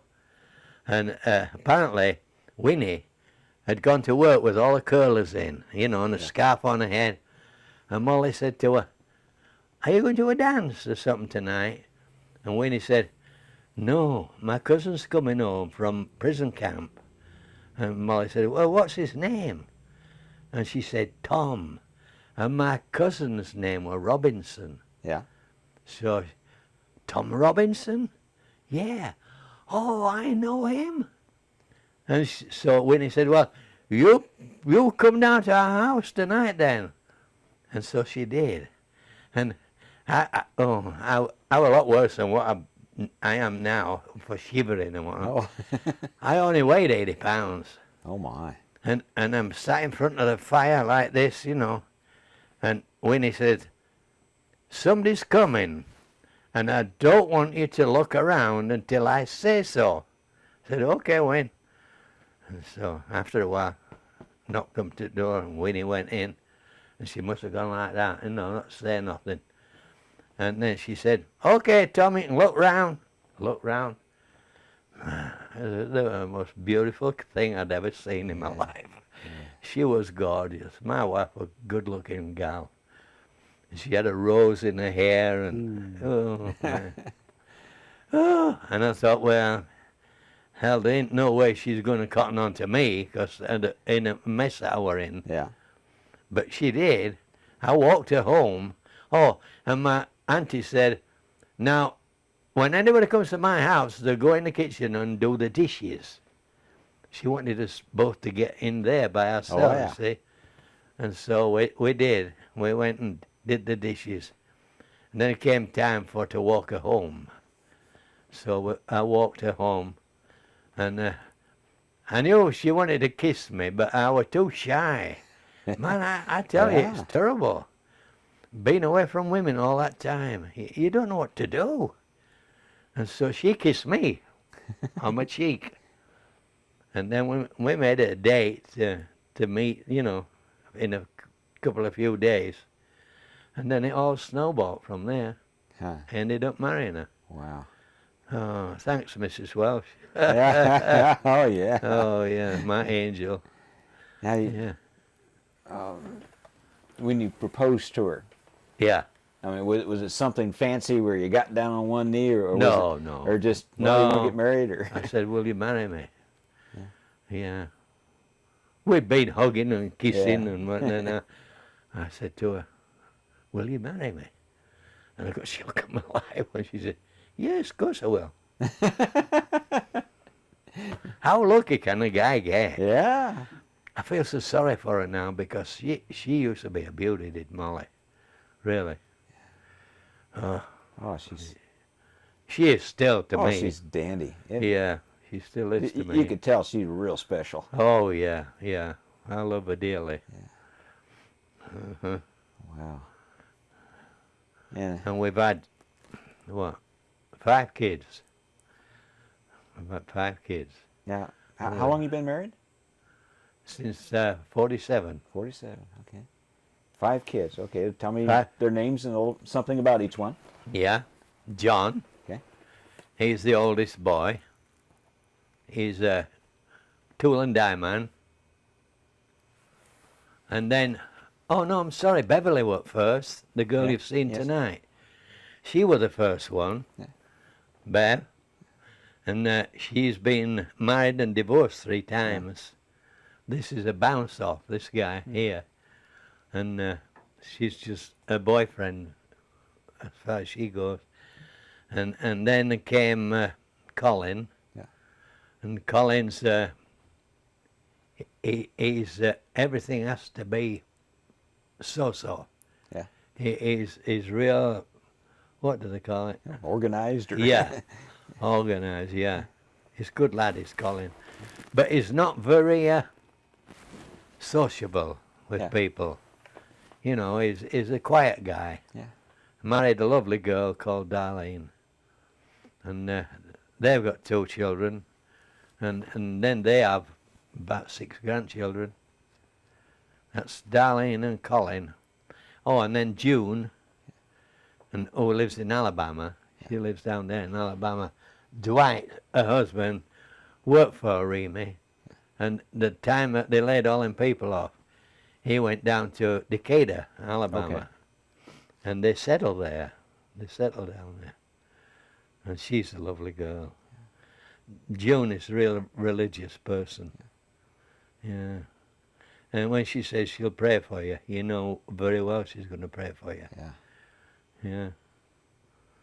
Lovely. Carry on the tradition of Mrs. Welsh, shouldn't she? Yeah, yeah, absolutely. Oh, I wish we could have seen Mrs. Welsh when we came home. I love that old lady. She was so good to us. Real nice. Did we get them all? But it ain't to be. Did you get all the children? Who am I missing? See, June. June, Colin, John. Beverly. Beverly was the first, and John was the second. I think June was the third. And then Colin. Okay. Oh, and then we had another one, Karen. Karen. Yeah. She's married into her husband's a sergeant major in the military police. Is it really? Yeah, and he's a black man. Huh. But he's a dandy. Yeah. Oh, we love him to pieces. Wonderful guy. You know, a lot of people think, oh, a black man, you know. But you don't think that with him at all. One of the nicest He's real families we know good is to that mixed. Karen. And he works like hell Yeah. for him. Yeah. Wonderful guy. Yeah. And he thinks the world of Molly. Every time he meets her, he hugs Well, her. now, who couldn't think the world of Molly? Thank You'd you. have to be a pretty hard-hearted Yeah, fella. you would. She's so good-hearted, is Molly. Oh, Yeah, she's a dandy. she sure is. Yeah. We've done a lot of. Then- And then you went on to. How'd you wind up in America? Well, I started my own plumbing business in a place called Shipley, Yeah. Yorkshire, not far from where they lived. And I struggled for a while. And then Molly's dad said, hey, I'll come in partnership with you. And he had the money, you see. So I said, yeah, that's okay. So he came in and £300 he put in the business, which were a lot of money in them days. Yeah. And we didn't hit it off together. He were like a sergeant major. Yeah. He had to have his way, Yeah. and you didn't count. And we got into it a few times, and finally he just quit, left me with the business. And then he died. He had what I've got, emphysema. Yeah. He died with emphysema in England. And he used to sleep up in our attic for a long time when we lived on Brook Hill. Yeah. Then he died, and the mother had died previous. And so we took Anne and Mary, which is Molly's two young sisters. We didn't get Mary to come over because she got married just before we left England. So she stayed in England. But Anne came with us. And she's a super kid. Yeah. And she lives just down the road. And she's right concerned about me when I'm sick, you know, or Molly. She's like a little mother hen. Yeah. Good for her. Yeah. Lovely. And then you want to know how we came over here? Oh, Molly's family knew a family in America called the Yorks.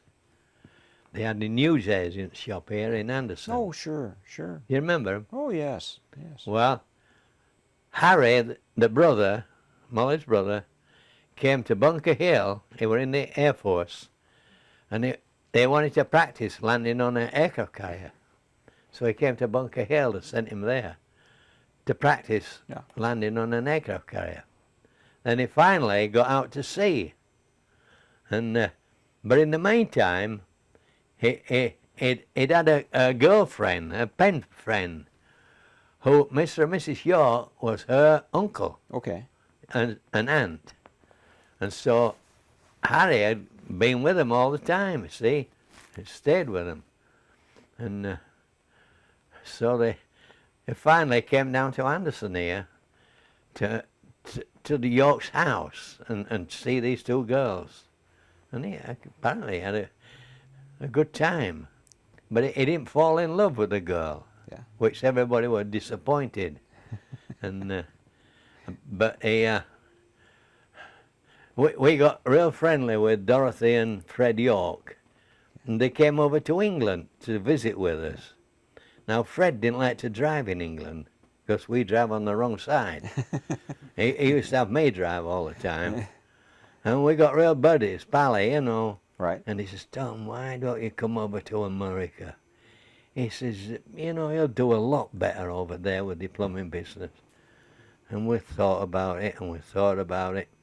And in the meantime, his son were a lieutenant in the Marines, and he'd come over to go to Germany on, you know, whatever. Yeah. To a guard like. Yeah. And he came to our house on Brook Hill. Huh. And he brought all the ruddy papers with him for emigration. Huh. And I thought, oh, God. I didn't want to leave England. I mean, Yeah. I said when I landed in England that the wild horses wouldn't drag me out of England. And so he brought all the papers, and he finally went back, and we started looking at them papers and reading them, and we'd write something down and read again, write something down. And it took us almost a year to fill all the papers in that we had. Finally, we got it done. So I said to Molly, well, we've gone this far. Let's go another step. We'll go see the American consul in Liverpool. So I didn't have a good car then. We went and rented a car to take us to Liverpool. That were only about 60 miles. My old junker probably wouldn't have landed all that way. So we rented this car and off we went to Liverpool. And we had to wait for ages in these. There were loads of people waiting. And finally, Mr. and Mrs. Robinson. So off we went and met this consul, a nice guy, big American guy, you know. And he says, oh, you want to go to America? We said, yeah. He said, well, there's nothing wrong with this country. And I said, no, I know, but we want to go to America. He said, oh, by the way, you owe money at such and such place. And I said, no, we don't. I said, I sold my house and everything to clear me up to come over here. And then he started laughing. He said, you're okay. He said, you're on your way. And he signed all the, you know, real nice guy. Yeah. So then we were on, what were it? It was one of the ships that we'd been on before. Monaco, Bermuda or something like that.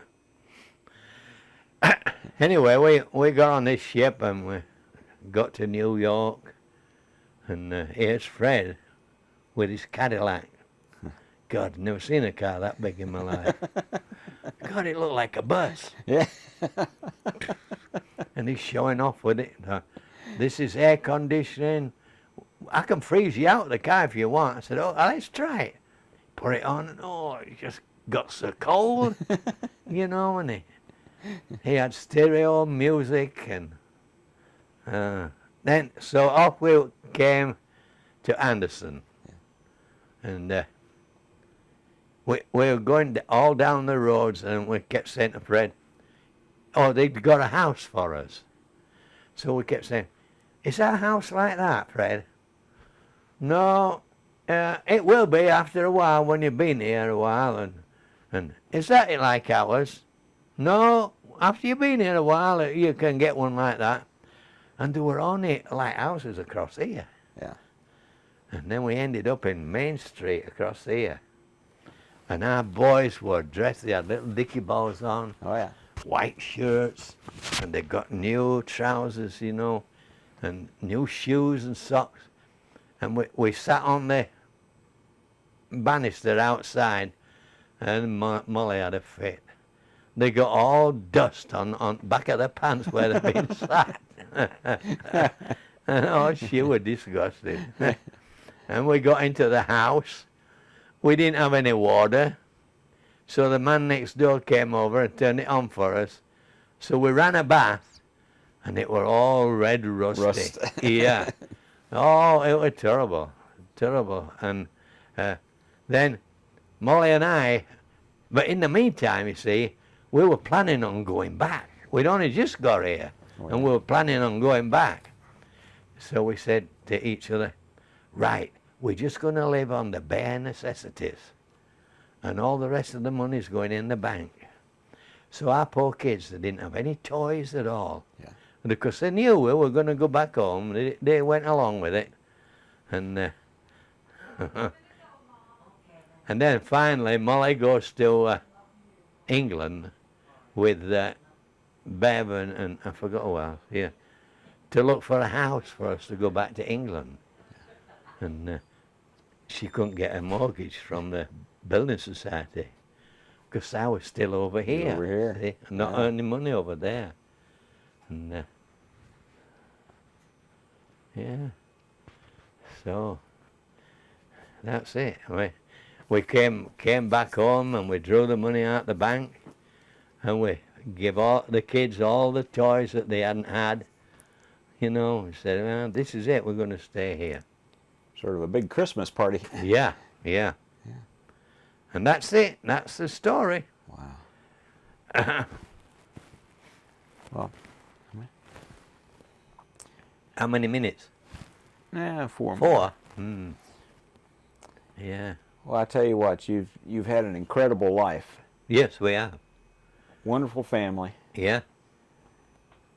Not so hospitable host over in the Far East. Right. Yeah. But you That was a- survived that. Yeah. Survived it. And Where loads of them didn't. yeah. Yeah. And look at Ernie, my buddy. He can't even walk. His legs are shattered.